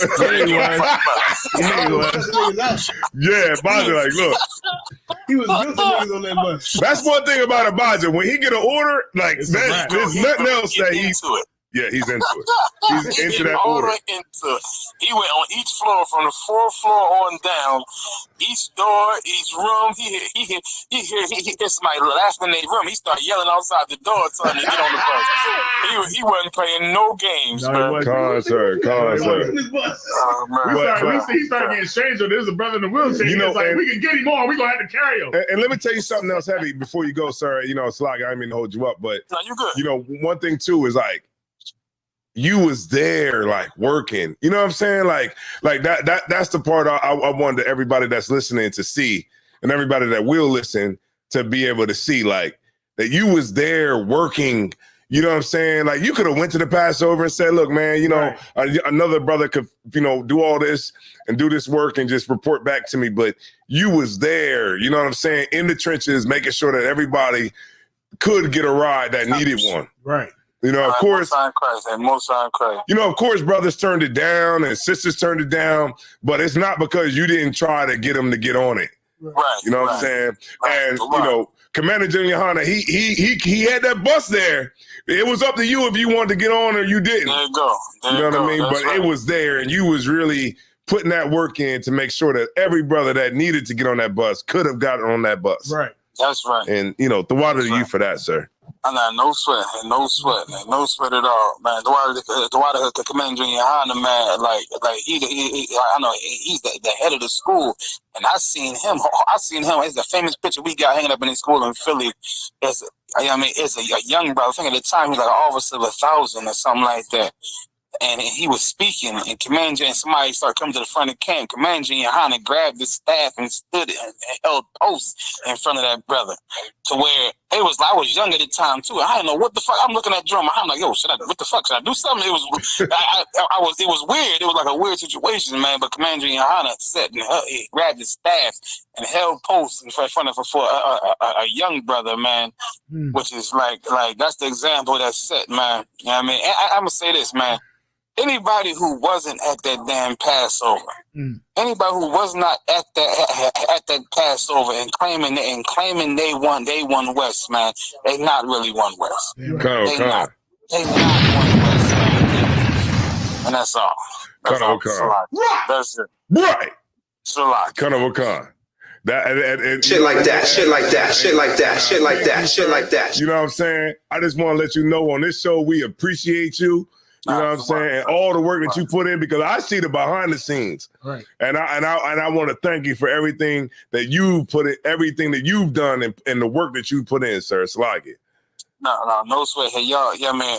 Hey, brothers like y'all, y'all make it easy. Y'all make it easier, man. Most high in Christ, sir. For sure.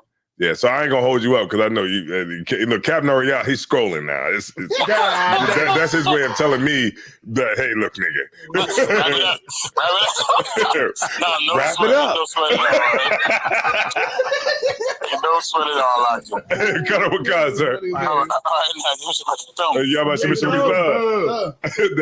That's Captain Oriel's way of saying, wrap it up. Wrap it up. You know what ain't subtle is Abaya. Abaya was cussing everybody out. Like when I was down there with him, I don't know how he got any quick cameras. I worked to say something to him. He just ran with it. But we was I was down there trying to get people on the bus. I was just asking him, you get on the bus? You got time, you can get on there. So I was just trying to be nice about it. Abaya was not being nice about it. Abaya was cussing everybody out that wouldn't get on the bus. Oh shit. Okay, we got Taza Doc in here. We got Karab. What's going on, Karab? The Wagga Bar, what's going down? We got Rakar REI. He said this is unbrotherly to us that had to be there early. Yeah. You had to be there early, Sluggy. Shout out to Boston, man. Shout out to Beantown, man. Beantown, man. It was brothers that was there early and had to come back to the hotel. Yeah. Back out. It was a few brothers that had to. Could you do me a favor? Could you drop a bomb for Kaleem and Tazadakia? Real quick. All right, Salaki. All right. So, yeah. So, I think this is a great show, man. It's a great show because we're giving a real breakdown of this shit. Yeah, we're giving the inside you know, man. We're giving our real experiences. Millennium Hotel. So what does this say? The first hotel is where you need to be because that's where it's going down. Club Millennia is what it's going down all the time. You know, Millennia. I want to. No, go ahead. No, what I was saying is, because the whole time, Cat. We did have a lot of work. You know what I mean to do. So what was it? Thursday night? Or was it? No. Friday night. It was Friday night. No, what night was it that? What night was it that? Obviously, Yapazar had that joint upstairs and everything. That was Friday night. That was Friday night. Yeah. Man, listen, man. That's like it's beneficial to have a hotel room because it literally was going on all night. No, it was that after Passover? That was after Passover. No, it wasn't after Passover. That was before. It was before the Passover. Oh, before. Okay, Slaga. Yeah, you know what I mean, because that room was lit. You're right. He had drinks. We had the conversation going, and them chickens. They were selling food. That brother is a hustler. He's a hustler. He got all my. Let me tell you something, man. Let me tell you something. You walk into the daggone store. That's all. That brother is a hustler. Yadazar is a hustler. That nigga hustles fish, chicken, sweatsuits, fucking. I mean, you name it, he's hustling it, right. And that's why I say this brother right here is like a true definition of like a Haitian New Yorker, right? Yeah. Because them niggas hustle because they have to. Yeah, in New York, you gotta. If you're gonna be comfortable. Yeah, you gotta hustle, and that was crazy. Yeah, that nigga had a party in his room. I was like, this some Hollywood shit. Yeah, it was different, man. He was like, yo, man, they came down and sent people and let us know, like, listen, man, it's a party upstairs. He want y'all to come on up. Yeah, I didn't know what I was gonna walk into. I walked in, I was like, God damn. Yeah, I've been wanting one of them jackets. I've been wanting a headpiece. I've been wanting. Oh shoot, he got it all laid out for you. The chicken is over here. He like last call on the chicken. I gotta get some chicken. I gotta hurry and get some chicken. And then 2 hours later, he was like, they only making one more plate. I'm like, That's funny as hell. Yo, that shit was crazy, man. Yeah, that's dope. We was loud as fuck. Yeah, we was, man. And we was loud as shit. Con, hell yeah. Like we literally took over that whole entire hotel, man. Like that shit was amazing. And then you come downstairs and thinking everybody's gonna be empty. You come downstairs and everybody is still out there. It's got freshly opened bottles. Yeah, niggas wasn't going to sleep till like 5. Niggas wasn't going to sleep, man. I was just like, man, this is where it's at, man. I told you, man. Club Millennia. Big shots out. Yeah, man. Yeah, if you can, and it's easy. Most of the time, you don't got to put no money down to book it. But if you can book the main hotel. Yeah, main hotel. Maximize your fun. That's where it's gonna be dope. That's where it's at. I will say that, man. Shout out to Captain Tazariak. Damn right. Shout out to Captain Mawaquad. Right. Shout out to Captain Tawar, of course. Damn right. Captain Ariya, of course. That's right. You know what I'm saying? And all the rest of the captains, man. Captain Gadalhar, Captain Gadalhar had the crazy jean suit on. Yeah, he's a lot kid. Yeah, that was crazy. The brown jaw. Yeah, that was crazy. That shit was dope. You know what I'm saying? Shout out to him and the LA camp, man. The California as a whole. SoCal. Cali is crazy. They funny as shit. Hilarious. They hilarious. It's a hilarious camp, man. That was one of my camps that I was like. That we was, really chilling with that first night. That's who I hang out with if I ain't hanging out with y'all. He was like, what's going on, boy? You know what I mean? Like the brother, he kind of sound like Jesse Banks. You know what I'm talking about? Yeah, he lives in Cali, but he's from Louisiana. Yeah, Louisiana. Like, what's going on, boy? What's up, boy? What I got? What you doing out here? You know what I mean? Like, I was like, yo, that nigga is fucking hilarious. That's perfect impersonation. You're like, what's going on, boy? He don't enunciate the last part of the word. Yeah, he was crazy. He breathed the last part of the word. He's funny as shit. Like we got some great brothers in this school, man. Damn right, we got some great brothers, man. Some hilarious brothers, man. And that's what the truth is about to me, man. Yeah. You know what I'm saying? It's about the brotherhood, the sisterhood, sisters, man. You know what I'm saying? Be like, yo, what up, sis? Right. And she, you know what I mean? She cool with shit. Mm-hmm. You know what I'm saying? Like, like it's the family for me. It's definitely with this whole shit. You know what I'm saying? Somebody actually posted that. They said, you know what I mean? Say too. what you want to say. You can say we a cult. You can say we this. You can say we that. But one thing you damn sure are going to say is that we a family. Mm-hmm. And you know we damn sure is, man. You know what I mean? This is the biggest family. Like, you know, when I had to put out, you know, people always asking, you know, what y'all gonna be doing with our equipment? You know what I mean? What's going on? I'm like, it's a family reunion. Right. You know what I mean? And I mean that shit because, you know, I could walk around and I say what's up to everybody.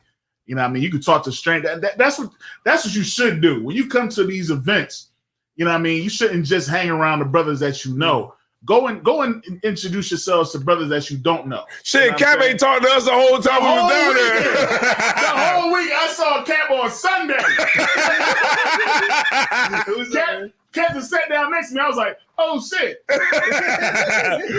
I was like, what's up, Cap? He was like, yeah. He talking to niggas that he don't usually talk to. God, that's what you should do, man. Yeah. You should try to I try connect to with say brothers. shalom to everybody, which is an undertaking. Just saying shalom. Yo, what I say? Dabbing up everybody is like, God. What I say about guys like Cap? He doing some other shit. He doing some other shit this weekend. Yeah. Because Cap was gone. We gone, saw him in the man. car though, right? Yeah, come. Remember when we was leaving the black party, and they was like, yeah. I was like, yeah. They was in it. Oh, he with the young folk now. He was on it. They want to hang with us old whippersnappers. Yeah. We in the car ready to go home. but you know what? That's the spirit you got to be in because, you know, if we only chill with niggas from Delaware or niggas from Philly. What's the point? We're gonna then right. And remember, we was chilling with. You wasn't there that night because you went home, Salakia. It's about the first night. The first night. I was something different on the first we night. was battling a nigga in the parking lot. And that would happen. Huh? That would happen the night that I can't. It was a nigga who a sister that's in the school. She brought her brother with her to the past. Yeah. Okay, you was talking to him when I walked on. Concert, right. That was a goofy. And we was battling him because the sister was like, "This is somebody that I'm trying to, you know, bring around and y'all talk to him because you know the sister was in the right spirit too because he said." I just got him here. Right. You know, y'all deal with him. I did everything to get him here. Y'all deal with him. And that's what we did. Right. And Captain Yatazak came through and he started really like breaking it down. And I'm on the side breaking it down. And then it was just like at a point where, you know, even damn, Slakia. LeBron. Oh shit. You know what I'm saying? Officer LeBron was out there getting it on. Like, you know, and we was all out there just getting scriptures together to give to this nigga. Right.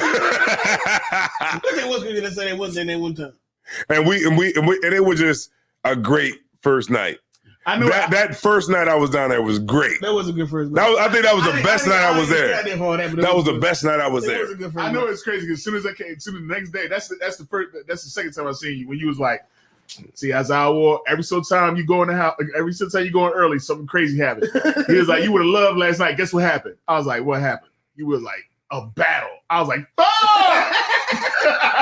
He was like, you know, because you know you always like to be talking about scripture. They had one boy last night that you could have talked to all night. I was like, God damn!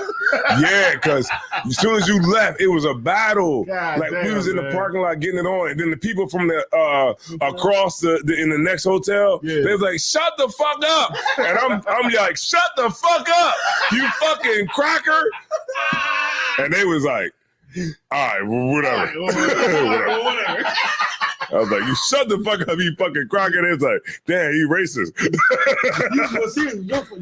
Yeah. Your show was in the play. And then the cops came. The cops, that's when I was there when the cops came. Cat was eating it. He was like, all right, I'm gonna get the fuck up out of here. Y'all niggas tripping. God damn. Shalom. And the Cap was out. I didn't see Cap. I'm talking these cops right now. And we was out there after Cap left. He left around like 2:30. We was out there till like 5. See, we was out there till like 5 Sunday in the morning. That's why I rode though, because I figured this wasn't gonna last too much longer. Yeah, but I guess we was out that bitch, and that shit was like the greatest night I would say of my trip. Was that first night that I was there, and that's why I always fight through. Yeah, you know what I'm saying. You know what I'm saying, like because you was like, man, I'm going home, and I was like, I'm gonna fight through this shit. I should have. Because you get to a point where you're like, man, I'm gonna go ahead and go home. And... Most times you should stick it out for a little long because most times it's gonna be worth it. I had messed up because the night before I didn't sleep. You know what I mean? I didn't sleep at all because I was still, you know what I mean, putting together my son's garment, and I was packing. You know what I mean? Everything was late, so I didn't sleep at all. As a matter of fact, the only sleep I got, my rib actually drove. You know what I mean? And I slept in the car, man. That was, and I really didn't sleep in the car. Let me tell you what you missed. You missed Yawasop. You missed. I got Yawasop. Yawasop was out that joint. Yawasop was he was trying to get niggas to go get something to eat for 2 hours. He was like, yo, that's why I wouldn't eat with. Yeah, Yawasop. That's my nigga right there. We got to the fucking thing. He fell asleep. Yeah, Yawasop. You know what I'm saying? Everybody was out that joint, man. You know, LeBron was out that joint. You know, Captain. Ricari, I was out there. Oh, you know what I'm saying? Like I know he was. Yeah, we was out there, you know what I'm saying, in the parking lot, wide open, slockhead, you know, pause. But we was wide open, you know, drinking. And that does sound crazy. But you know, we was ready and fit for the battle. And we was ready to battle any nigga that came through there. And that's what it was, man, for that night. And I appreciate that. I appreciate those brothers. Appreciate those sisters that was out there too. Cause let's not forget about them. Right. Because those sisters was out there till 5, just like we were. It was. You know what I'm saying? Getting it on. They be the ones that keep it going. Yeah. Like they'll bring us some, you know, a sacrificial lamb. Right. Yeah, like, hey, he got dreads. Get him. Hey, everybody, this is my cousin. He said he like to eat pork. Hey, look, that's spin off too. That's spin off. Just walk away. It's my cousin. He said he think he Egyptian. Yeah. Sister set him up. Sister set him up. You Egyptian? Yeah. According to who? Yeah, then, you know, we just kind of just take it from there. But the cops came over. We was professional, of course. Right. We wasn't like... They was cool, though. They wasn't even really... Yeah, the cops was like, okay, what the fuck we doing here anyway? They might as well be like, is anybody dying? They might as well said this. Is anybody dying? No, all right, that's what. Right. I said, how you doing, Ossifer? Ossifer. I was like, how you doing, Ossifer? Everything seems to be okay. And I was like, yeah, we just got a call about the noise. All right, no. Everything's cool. That's what it was. The brother had the music up loud, and it was like, "Can you turn the music down?" Yeah, that cracker was like, "Shut up!" That cracker was like, "Shut that goddamn noise down!" The brother turned the music down, and he was like, "Whatever." They left. Right. White people, they hate when niggas play music. Yeah, they must not play music. They do. They mad our speakers is louder. They got more bass in our music. They got none of that shit. Dumb white people, man. I tell you what, man. Durham hates Israelites. They definitely do. That was another thing. They shut the damn lights off. As far as the playing, it was a lot of stuff that. It was a lot of undertones. But with the leading up to the Passover, it was a lot of obstacles. That's the best way I can put it. It was a bunch of shit that was out of our control. Right. That was getting shut down and changed simply because. I don't get into the whole conspiracy thing. Y'all know me. Right. I don't get into the whole conspiracy thing, but it felt like somebody was conspiring against us. Like, lead up to this shit, y'all know because y'all was in the council. Right. Okay. But it felt like somebody was conspiring against us to stop us from having this Passover. Right. Damn near on every way. Yeah. Something came up every time. We tried to do the fucking the tour of the slave plant. That got shut down. Stagsboro. Yeah, Stagsboro. That shit got shut down. The first Passover venue that had to change. Mm-hmm. Something else that had to change too. The Passover venue. Other than the Passover, my first ice trip. Okay, the power went out. The power went out. We got that was crazy. The power went out. Now that I don't know. Once again, I don't know. I think so. But it's a crazy coincidence, especially the timing in which it happened. When everybody was gone and then everybody was gone, and that was a little big coincidence. Yeah. I think it's all Amalek. Yeah. Amalek just got an issue with us saying that we the real Jews, which we are. But I think they got a real problem with us saying that we the real Jews, and they try to use. I don't know how that really would affect their life. It don't. They already own everything. But it's just like, how could the slaves of this place have the audacity to say that they're the children of Israel? And they're God's chosen people when they're not, because they're the filth of this planet. I guess it's pride, because how else could it really affect your life? I think they really, and again, this might be a little conspiracy. You got the camera on your show? No, so like, I think they really are terrified of giving us even a little, because even giving us a little is just like, damn. That shit, the Most High might come for him. Can I say something real quick?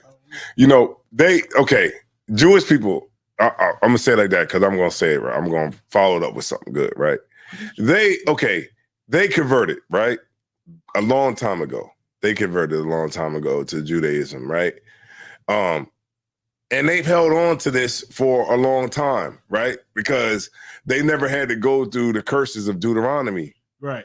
So the real people of the real people, I'll say it like this, and I use this term loosely, but the real people's religion that they converted to, that they held on to throughout the centuries, they were able to hold on to it because they never went through captivity. Right. The real people of the book had to go through those curses and those captivities.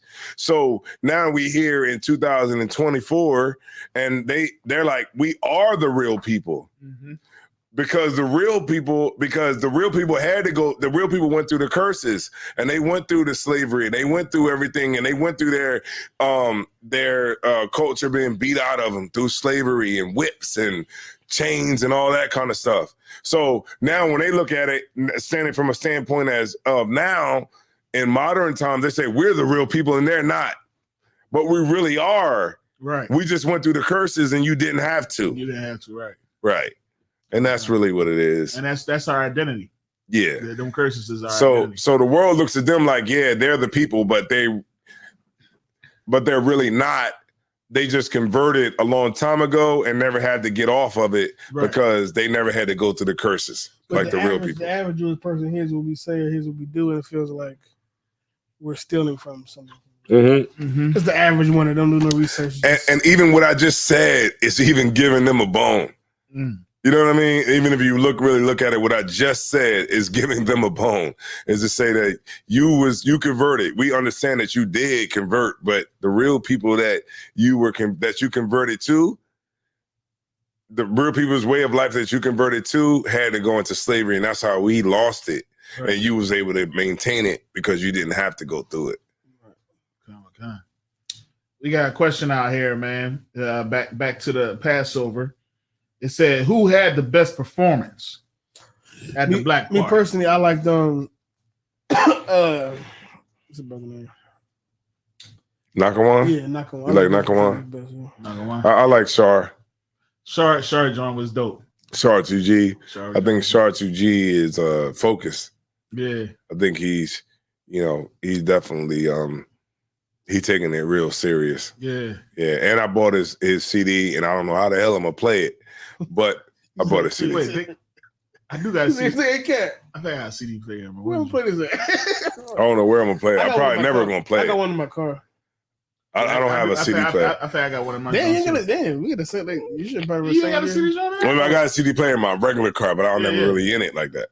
Right, kind. Yeah. I got one in my car. I'll never use it, but. Yeah, but Shard 2G, I believe was one of the best. I would say, you know what I mean.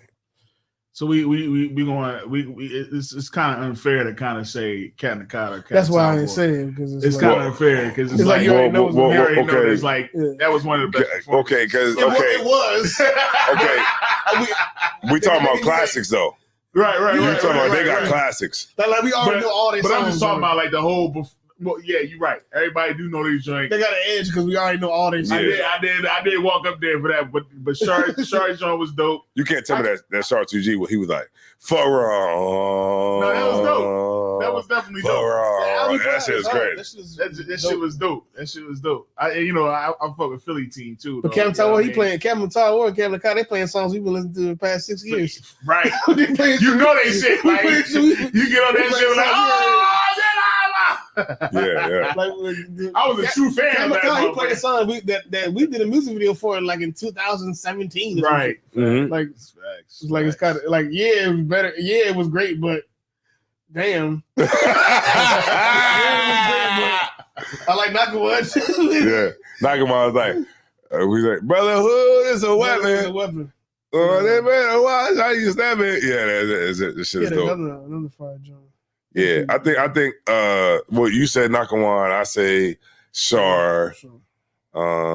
You know what I'm saying? Like Captain Nakada, he was like the headliner, right? Much, yeah. It's similar to last year. He was the last brother who. The main difference was it was a few differences actually. Yeah, but as far as the last two performances was the same. As big as Captain Nakada is, you gonna tell him he not gonna go last? He big as hell, man. What the fuck? Well, he like, yeah, I'm going. He like, I'm going last. Like, yeah. I think you should go last. Like, yeah, Captain Nakada, big as hell, man.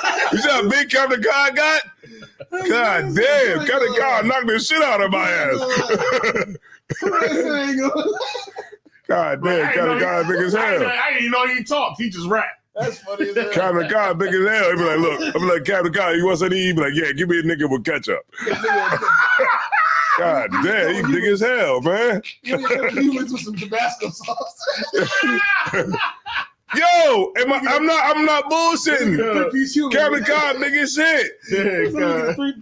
God damn, man. Can we acknowledge that? God damn, Captain Nakada been working out this year. He been working out this year. Fuck all that bullshit niggas try to talk. Captain Nakada can go last. Forever. Ever. Like, look, man, I'm going last. Look, get your weight up. Look, I think the only nigga that can go last is Shimgar. But he don't rap. If he start rapping, we just all gotta get it. If he start rapping, then we just all gotta. Everybody gotta start rapping. And we just listen to him for 30 minutes. Hey, Shimgar can go last. I'm gonna tell you that right now. That nigga, he look like he like every man go that. He hit you like this. Every man go that. I'm gonna be like this. Every man go that. Every man go that. What he say? Okay, all right. Yeah. I'm trying to protect my goddamn face. Goddamn. I'll tell you that. Whatever you want to do, we gonna jam to. Okay. Whatever you It's on you. It's really up to you. That brother lifting weight that we don't even know. No, that shit be like, he be like 570 Ks. I'm like 570 Ks. You do the math on that shit, man. That shit is crazy. Shit is crazy. But shout out to everybody, man. I appreciate everybody, man, in the school. Damn right. Because without y'all, man, this is the stuff that Memories is made of. You know what I'm saying? Come on. Yeah, man, I can't. Man, listen, man. This is like soon as the one is over, you look forward to the next one. You know I'm waiting for. I'm glad you said that. I'm going to Detroit. Yeah, damn right. Yeah, I'm going to Detroit. Going to Detroit. We're gonna have to make that happen. We got some time too. It's in August. We got some time. Oh yeah, we got plenty of time. It's in August. Yeah, I'm still gonna be the only one there. See people. He talking about this shit. I'm gonna be the only one there. No, okay, I went last year. No, last year was Chicago, right? Was you in Chicago last year? I was in Chicago. You was? Yeah. I kind of forget Chicago. Remember we went to Chicago. I forget. No, I'm going this year, man. I'm going to.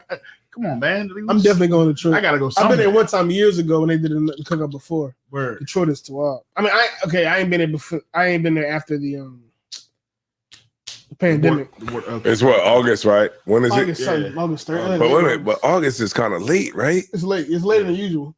Yeah, because don't we still got June and July? Yeah. It's later. I don't know what they got going on this year. But hey, something might be going on in June. Yeah, man. I just want to make this announcement, man. I'm gonna be going in the trucking school. Most High in Christ. I'm going to go get my CDL. Fuck all you motherfuckers! What? What? What? Right to the shoulder. Yeah, drop right over their ass. But I gotta go through that for a month, man. They gave me a scholarship. I didn't ask for it. The Lord gave it to me. Damn right. $7,500. Ain't that something, man? $7,500 for free. They gave it to a nigga like me. Right. Ain't that something? That rhyme, right? That rhymes. $5,000, man. Free.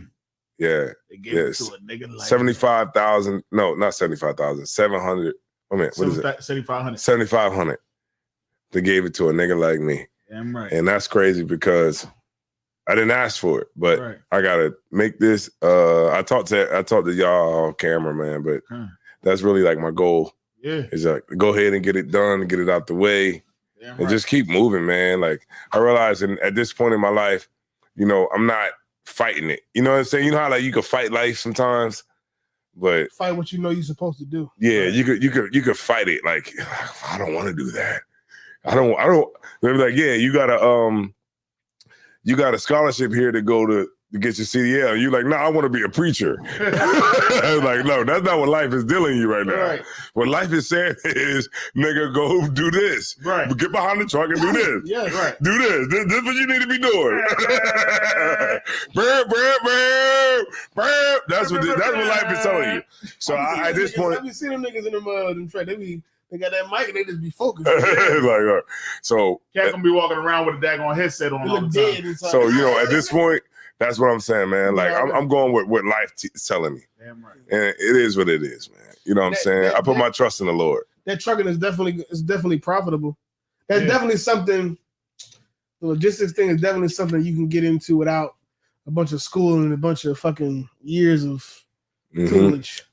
And have a high school degree and just do some training and get right up into it and make a lot of bread. And I tell you what, when you graduate from law school, oh man, we not gonna do no regular shit. We're not gonna do nothing regular. Like we gotta do some shit like where we go to like Atlantic City and like rent out like the penthouse or some shit and fucking.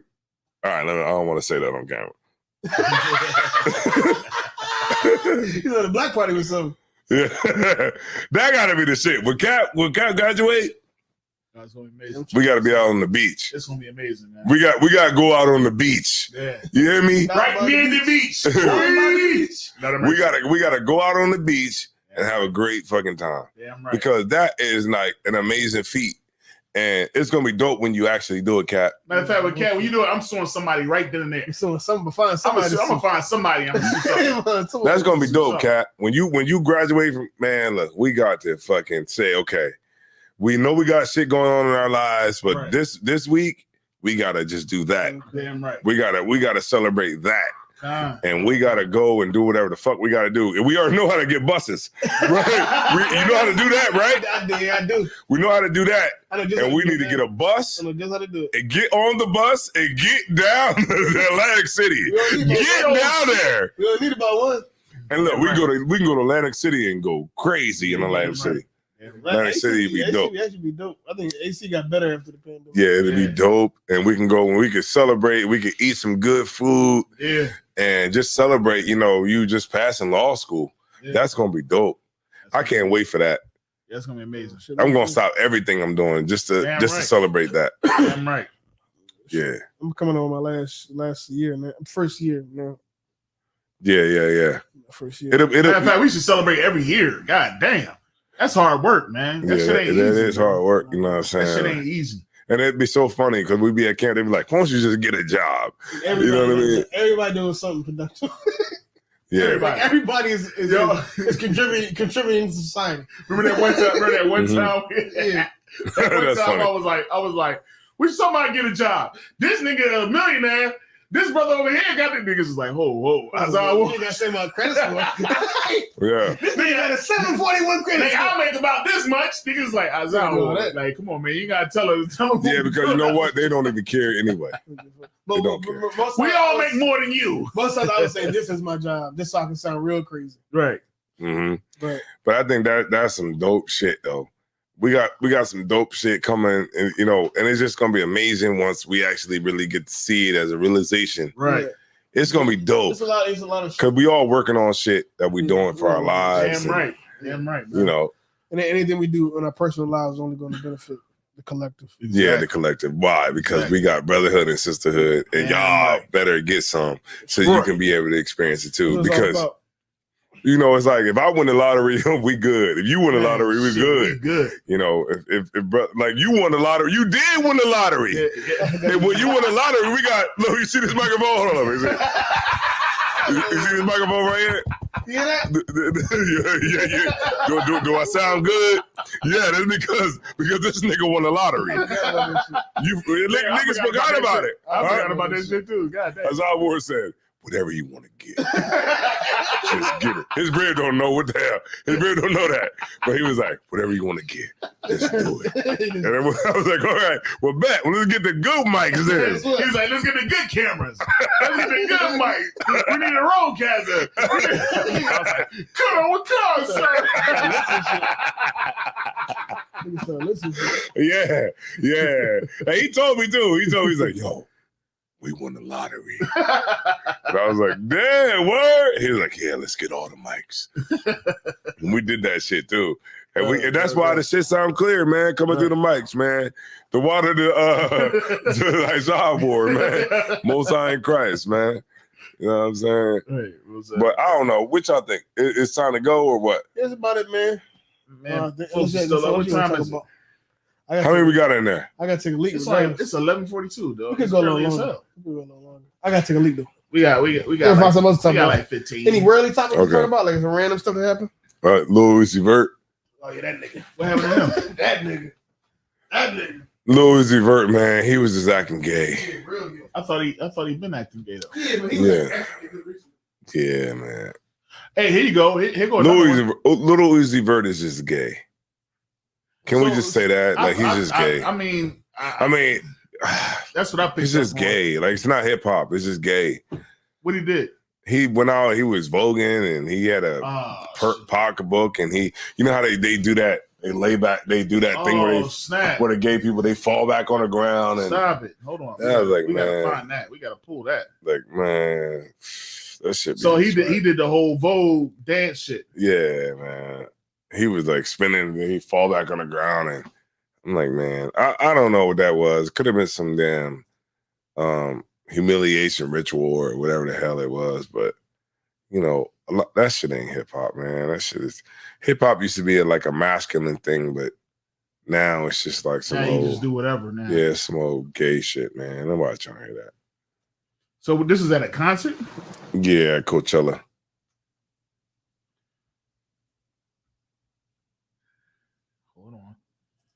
See if I can find that joint. Shout out to Kazak Wana. Shout out to Thalia. Thalia. Let's see.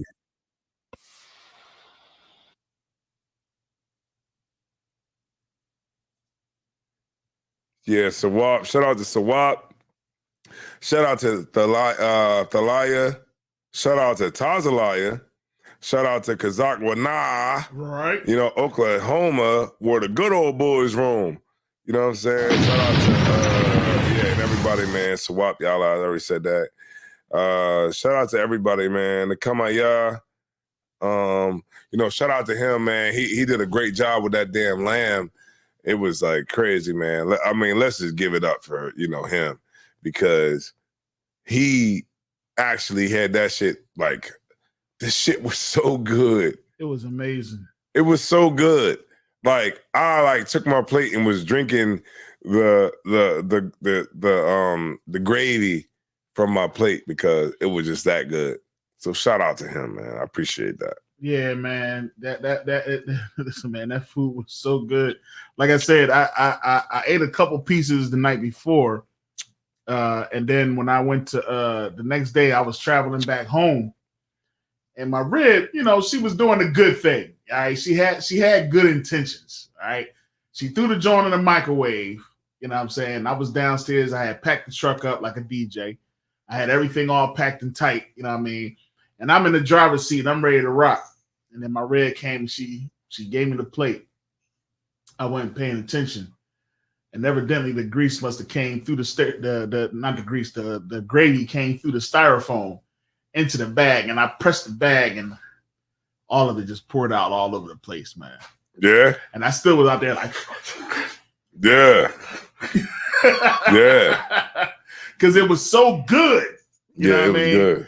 And that was my breakfast, man. I had. Can you got me water, please? Had a couple pieces of that lamb. That lamb was freaking amazing, man. Amazing.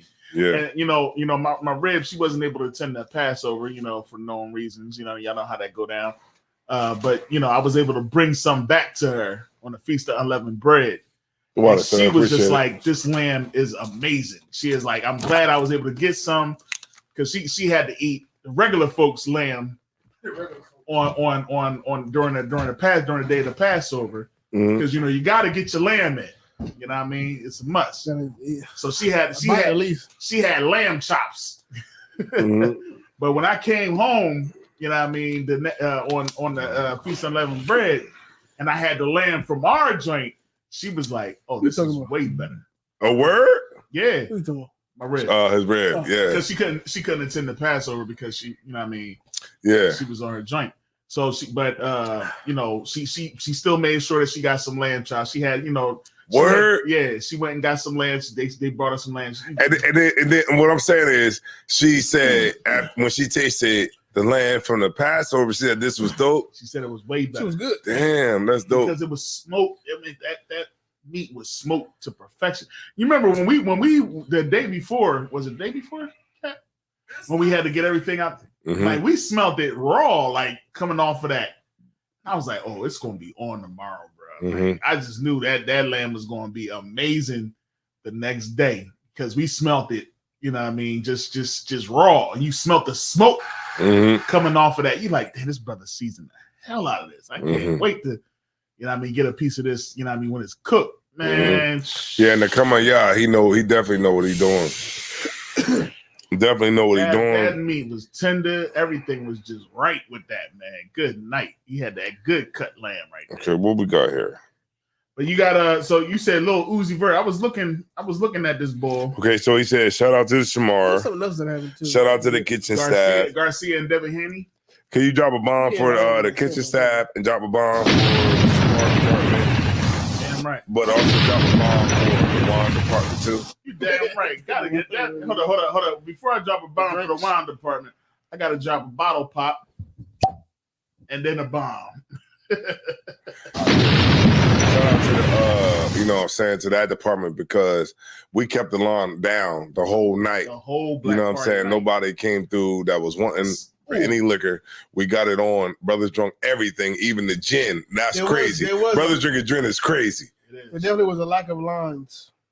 I have never been to a bar where there is not like some type of like congestion. You know what I mean, with the liquor. And I would have to say, man, big shots out to Officers Arab Bakar, Officer Kayashawan, Officer Quahal, his rib, Lori, you know what I mean, my rib, you know what I mean, Sharon, you know what I mean, you, Captain Zion, yo, Officer Tazayad was on some other type shit. You know what I mean? That boy was hype. Kaash, you know what I mean? Everybody, man. Young man Chris. Young man Kev. Young man Kev. Yeah. You know what I mean? Going up and down the steps in a leather suit. Yeah, like, I don't give a damn. You I almost killed myself one time, man. I almost fell over the balcony. That's funny. I almost fell over the balcony one night because I ain't see the step, and it was dark up there, man. That's funny as hell. Man, listen, it was amazing how you got the camera on you, right? Oh, kind of a concert. It was amazing how the brothers just like was moving, like stuff was moving. What you want? And Cat, how you had it delegated, like yo, get in line, jump in there, get in there, take some of them orders. You know what I mean?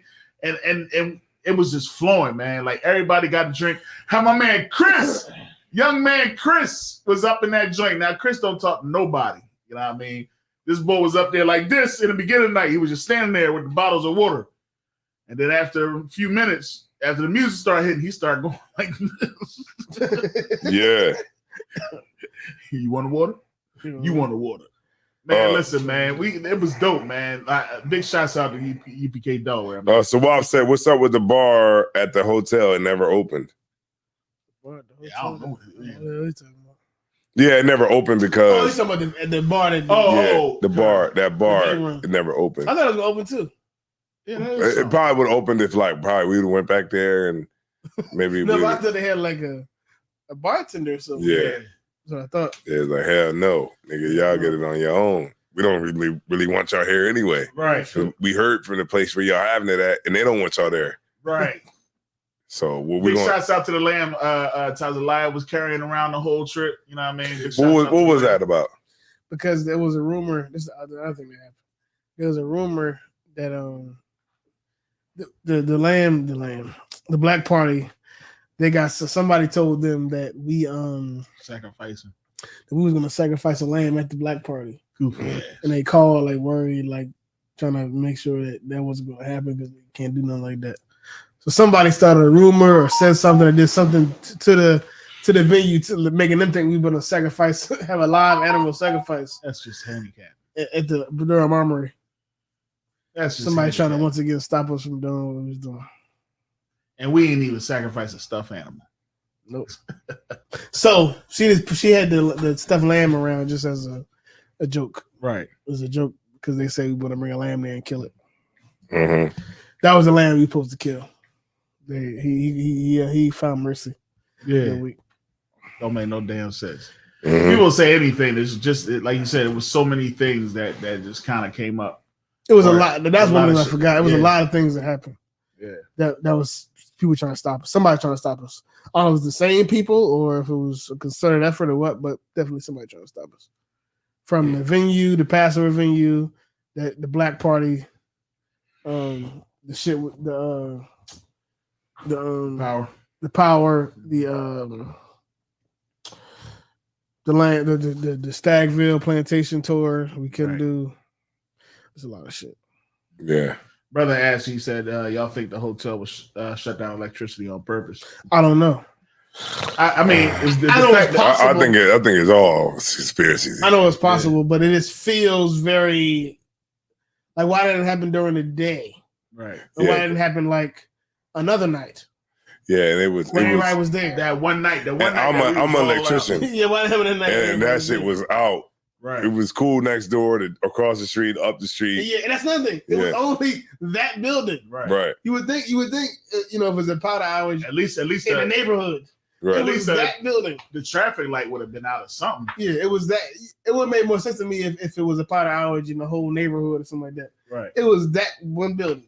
Yeah. And he said, the power will be back on at 4:30. Right. Like he was an African. And then they basically was just like, no, you can't get a refund. And I don't have a receipt. He was like, who is your leader?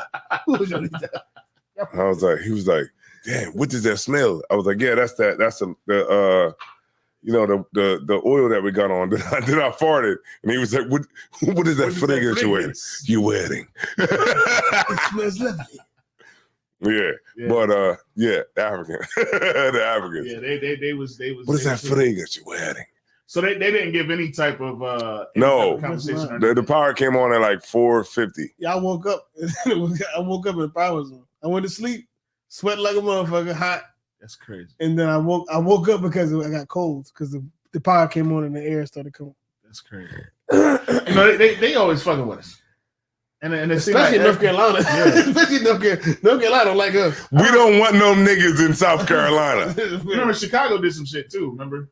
When we was out in Chicago, the damn elevators and all that shit wasn't working. I think the elevator wasn't working before we got there. Yeah, but it was reviews about that before we got there. Yeah, but California, but Chicago, that's far up north. They don't really trip about niggas. They don't care about niggas doing stuff. But these niggas these motherfuckers down south is like, cut out the power.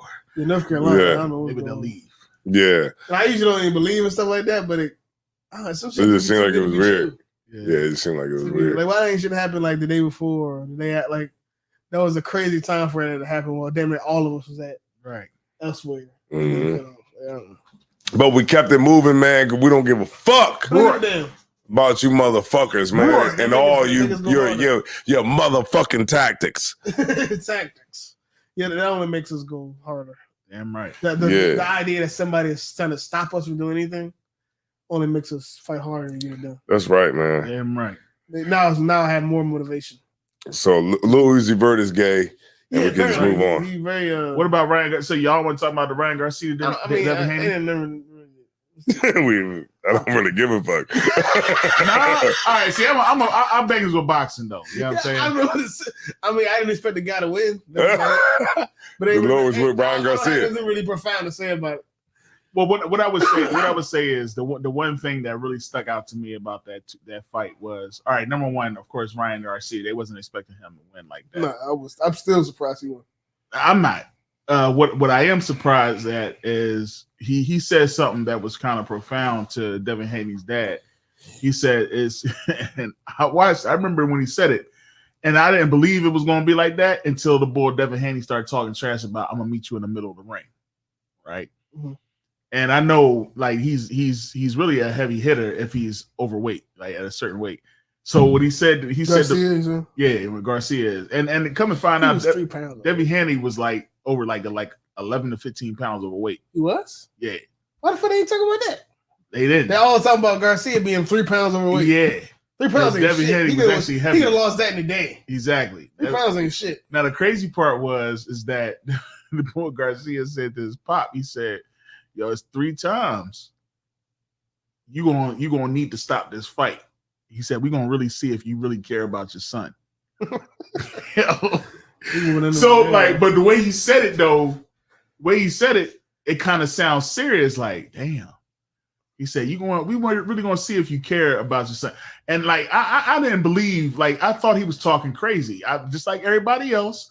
He said some shit right before the fight that made me think he was gonna win though. He was like, all I care about is killing him. Yeah. And if I have to die, it doesn't matter as long as he was saying a lot of crazy shit. This nigga wild. But it's tuned in, ain't he? A lot of tuned into this fight. A lot of the crazy shit. I will kill him. His blood will run down. He dies. His blood will run down from my. He's like he starts speaking to tell like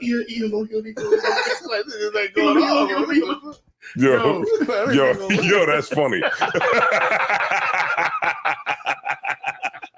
Yo, that's funny. God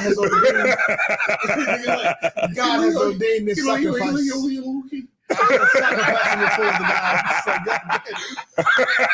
Yo, that's funny. About doing fucking sacrifice. This ain't about to be a fight. That's funny as shit. Yo, he like it was some shit he was saying. It was like right before the I was fight. I think this boy like really lost it, man. And when like we ain't see the fight because we had to pass everything. I watched the shot of the camera. I was like, well, he had that bootleg. I was trying to fight Kawasha because I know Kawasha usually always had the jaws on. I watched him on the way back. Okay, part of it at least. I watched him on the way back. I seen him when he was on the bus. When I was on the bus, all I just saw was down goes Haney. Yeah. And I was like, yo, Haney got knocked out. And then I watched it, you know what I mean? But that's funny. He really, like, when you watch the little, and I only seen clips, but when you watch the Jones, like, he was knocking him silly to the point there's a couple times maybe his pop should have been like, all right, yo, chill. I don't know about that. You know what I mean? Nah, the one Joe when he caught his Joe. I don't know. He should do the towel. I don't know. Man, I don't know. I think he should have did what he did. Just kept this road. Just kept him going. Just kept getting his ass. But he said, but even his pop said he got caught early. Oh, but it was. He said he caught him early. That first round, he lost the first round for sure. Yeah. I think Haney lost the first round. I think he lost the first round. He might have won like the second and the third, but it got rough after that. Yeah. You can't be taking a lot of punches from heavy punches like that though. You know what I mean? Them Jones will add up on you. Now he was in the nigga with the same punch over and over again. That left hand. Matt. Over and over again. Same hand. I don't even like now. You know they talking him and Spencer. Who? Garcia and Spencer. I wouldn't mind saying that. Why not? Oh, Spence. Yeah. I mean, I really want to see Javante fight a few people. Who's that? Who you want to see him fight? Probably Spence. You want to see him fight Spence? Nah, he too big. He's too big. What? Spence too big? Spence too big. He that big? I mean, he might be big compared to. I would have to like he would Tank would have to move up and wait to fight Spence. Ain't moving up. Nah, he ain't got much weight to gain. He should. A natural little motherfucker. Natural. Yeah, he need to stay. Yeah, I wouldn't mind for real. I wouldn't mind seeing him fight Pitbull again. Pitbull, nice man. People sleep on Pitbull. I don't want to see him. I don't want to see him. I want to see Mike Tyson fight Jake Paul. Yo, I want to see him knock his I probably ass will watch out. that. If he don't knock him out, that's some sparring bullshit. match. Yeah, it is. I bet it's gonna be a fucking sparring match because I know Mike Tyson is not gonna get in there and get his ass whooped. Nah, he didn't knock him out. It's probably gonna be a fucking WWE sparring match. Yeah. Nah, it's gonna be one of them joints where he punched him real hard and he gonna have to hold him. Like Mike Tyson gonna grab him by. He be like 1, 2, 3, 4, 5, and then Jake Paul gonna be like. No, it's just turning to fucking. Hey, knock! Yeah, knock hey, big shots out to knock in the building. Let me drop a bomb. Knock was the hype man for everybody. Let me tell you something. The best hype man in the day. Let me tell you something about Knock, man. Knock will fry your ass up as soon as you come in. Cause like I came in with my coat on, and Knock was like, "Nigga, you got the fucking the bathroom rug." The bathroom rug. Knock told me. He said I got my whole leather couch on. That nigga don't give a fuck. That nigga will fry any nigga, man. God damn. Yo, and you know it's bad when you buy some shit and you be like, damn, not gonna fry me for this. Like, Knock will fry your ass. As soon as you come up, like, it'll be friendly too. Yeah, it do. It'll be. It's not brotherly if you don't say some shit. Right? It'll be like some friendly shit. He'll be like, oh, so you came in here with the bathroom rug on. Okay. No sweat. No sweat. I feel you on that. Yo. I feel you on that. That shit dope, man. That shit dope. I like that shit. Came in with the bathroom rug on. Yeah, yo, that shit. I said it on Facebook earlier, but Knock should definitely be the official hype man for everybody. Yeah, he should be up there every set. Yep. Yeah. He know everybody's joints. He know all that shit. He get the proper energy that a hype man should give. I knew it was crazy. By the time you got at least know the words. Some of these niggas be up there. You got to. They don't know the word. You got to. Man, by the time Captain Kai got up there, Knock voice was high as shit, man. Knock was on soprano by the time Captain Kai got up there. He's like, I'm a boy. He's like a small boy. Just make sure you get that coming back. Yeah. Yo, I watched a clip from that. Oh, that's I watched a clip from that part of the performance, and somebody was in the background screaming like a motherfucker. Oh yeah. It wasn't nobody else. I was somebody like in the back of whoever was recording. Was like, the way I'm saying is how he said, "Every drop the sword, fuck him." And somebody was in the back, amped up like a motherfucker, screaming that shit from the top of their lungs. Like, yo, we was lit. Yeah, we was lit. Every drop the sword, fuck him. Just make sure you get that shit. God damn. You excited for this part. Yeah. That's funny as well. Knock said that was me. There was somebody. I was like, God, look at that. Yeah, man. Oh my God. Yeah, no, not you took it up to another level. That they played your old joints too, like you know what I mean. That shit was dope. Man. It's a war going on outside. Yeah, man. Because the bull outside. Because the bull outside. That's some Philly shit right there. Bull. Yeah, right. The bull outside. Yeah, shout out to Knock, man. He was on the bus too. Yeah, he was on the bus too, and Mr. J was on the bus. Yeah, Mr. J was on the bus. That's right. Shout out to Mr. J. We need these walls opened up. Yeah, we need some walls opened up, Mr. J. Yeah, they're Paul. He's in the bed right now, so he can't hear me right now. But we need some dry walls. I mean, that sounds crazy. Even that sounds crazy. Yo. We need to take the jigsaw and open up the wall. No matter what you say, we just going back. So what you were saying, Knock, was Shakur versus Garcia. I wouldn't mind seeing that. I want every nigga to fight Tyson, right? Because I'm a big Punch Out fan. Man, Tyson. To be totally honest, actually, Tyson could beat a lot of the heavy, but it's just his stamina, man. It's he smoked weed now. Yeah. I don't believe none of that shit. I think it's all fucking for sure. Yeah, it is. I feel like the boxing shit is really turning into fucking WWE. Right, because how the fuck can a YouTuber fight? Like they don't fight no real boxers. Yeah, he fight a bunch of basketball players. Yeah, basketball players. MMA fight, and even the people that he knocked out don't look real to me. It don't look like he really knocking these motherfuckers out. Right. I think it's like literally like set up. Yeah, I think it's like he just said that. Yeah, and I think and that's I think that's what Tyson is like really pissed off about because he kind of ruining boxing and turning it into like WWE and shit. Yeah. So it started off with, you know what I mean, I just want to fight you. Then it got to a point where he was being disrespectful towards Tyson. And Tyson is like, nigga, I'm really not nice. Yeah, it's a bag. I really want to. And that's what it is. Like the bag ruined everything. People don't know. I did a little research on it, but that's how WWE and wrestling, professional wrestling, that's how it happened. Right. It used to be a real sport. Right. It used to be a real sport where people actually wrestled. It was like they did like pins and submissions and stuff, and it was like a real thing. Mm-hmm. But that started to wane in popularity, and once it got less popular, they started to make money off of it. Right. They started doing the shit we have now, which is just it's all predetermined. A bunch of crazy shit happened, theatrical shit. Right. And I think that's what's happening with boxing now. And then they kind of like now. I mean, of course, you still got UFC. UFC kind of brought it back because now people are doing the grapple and stuff now again. But yeah, I think UFC is probably the MMA is probably growing in popularity. Yeah. But I think right now boxing is the shit with Jake Paul. We feel like the boxing shit is falling. It's falling in popularity. And now now it's just going to be professional wrestling. Yeah. And now we're just in the earlier stages where we don't really know is it fake? Is it real? Well, I mean, you know what's fake because it'll say exhibition. You know what I'm saying? So a lot of these exhibitions with a lot of these rules. Exhibition doesn't mean it's not an official. Right. But I still think he punching him, right? No, yeah. But it's rules that's put in place to make sure that people ain't really getting hurt. Them niggas be getting punched whereas like a real boxing match, like Jamal, like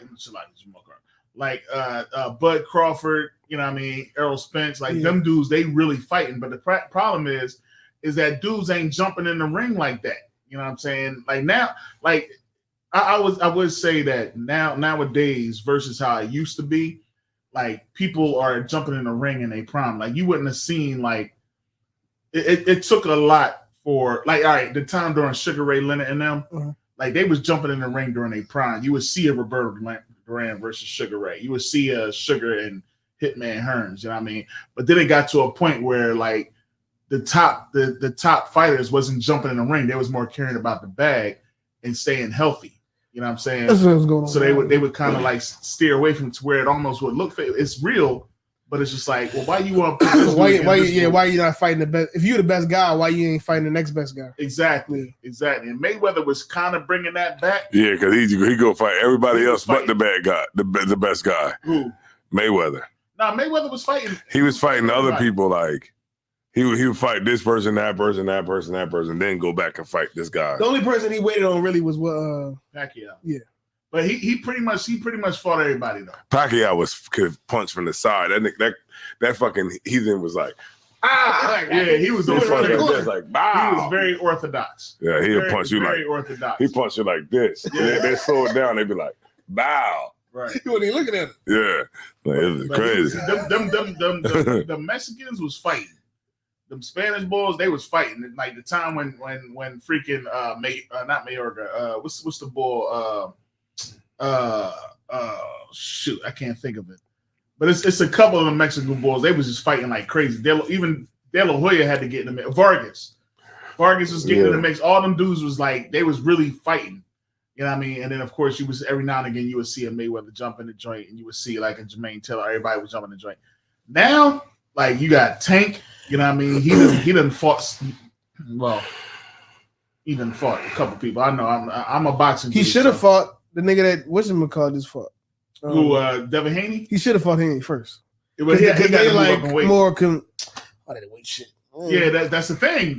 That's what they do. They be like, well, if I got to move on to me, you got to pay me. You got to pay me to move on. Knox said walls opened up. Walls open. Was crazy. Open the bid right now. It's crazy. Yeah, right. The walls open up, and the jigsaw is crazy. Yeah, that's fucking crazy. Yeah, that was. Knox said pause. I said he got to open because I said he had to open the walls up. Open the walls up was crazy. Open the walls up. Yo, Salagi, I know you was trying to make a good point, but yeah, kind of. He definitely was going to take the fight off. So now he took the Devin Haney took that joint. You know what I mean? I said open the walls up is crazy. That's funny as hell. Man, what's going on, man? Let's get up out of here, man. Word. Yeah, man. You fuck all this boxing shit. So check it out, man. You know what I'm saying? This is the Passover, man. The Passover post show. Yep. Right. Talking about all the memories from Passover. And if you got some memories, man, make sure y'all put them down in the chat. Make sure y'all like, subscribe, and share. You know, whatever memory you got, put it down in the chat, man, so we can see it and other people can see it. Make sure y'all share this video. And make sure y'all, you know, annihilate the like button, all right? Damn right. Share this, John, man. We know y'all can't. A lot of people, I find out that we got. Damn, I've been on this whole time, so like. A lot of people, we got short attention spans, so a lot of people don't watch us live. I found that a lot of people watch us afterwards. You know what I mean? But watch us live, man, because when you live, guess what you can do? You can call in.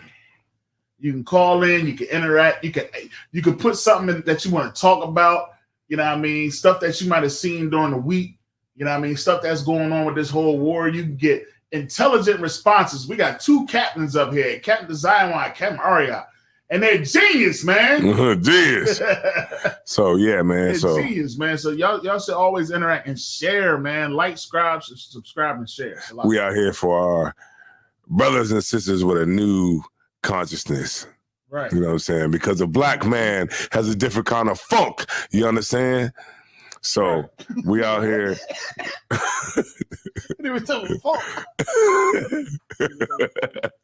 So shout out to everybody, man. Passover Post Council, man. Right. Shout out to everybody, man. Shout out to Command Junior Hunter. Shout out to Captain Zariak. Shout out to Captain Malquad. Shout out to Post Passover show. Post Passover show. Yeah. Shout out to y'all, man. We appreciate y'all. And make sure y'all like, subscribe, and share. I said that before. You know what I mean? I'm gonna say it again. You know what I mean? If y'all want a little more, we got Isaiah War. All right. And check it out, man. So I'm Captain Design One. War. It's Captain Ariat. Man, we ruled the speech, man. Let's get up out of here and let's play something for Knock that ain't crazy. All right. Like, yeah, you know, like for real shit, not like real.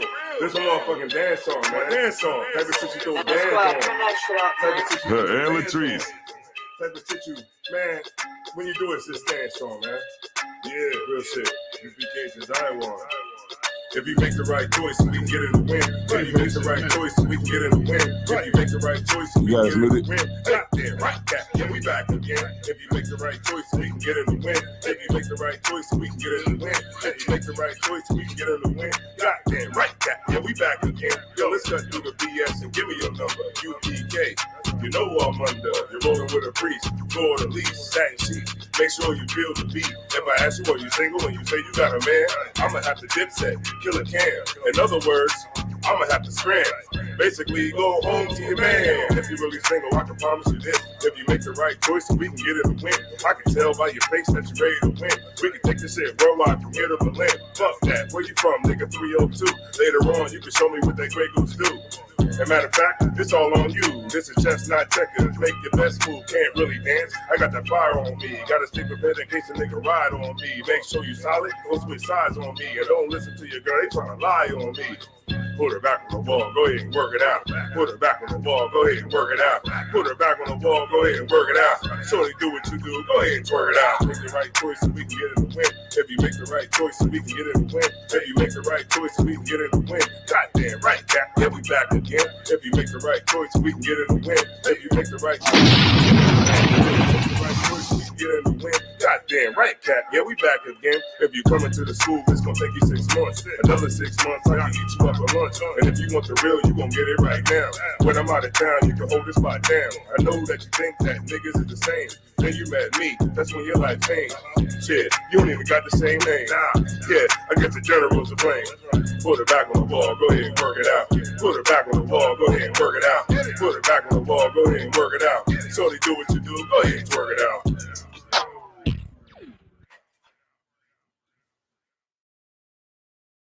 All right, we out of here, man. Yo, that's it. All right.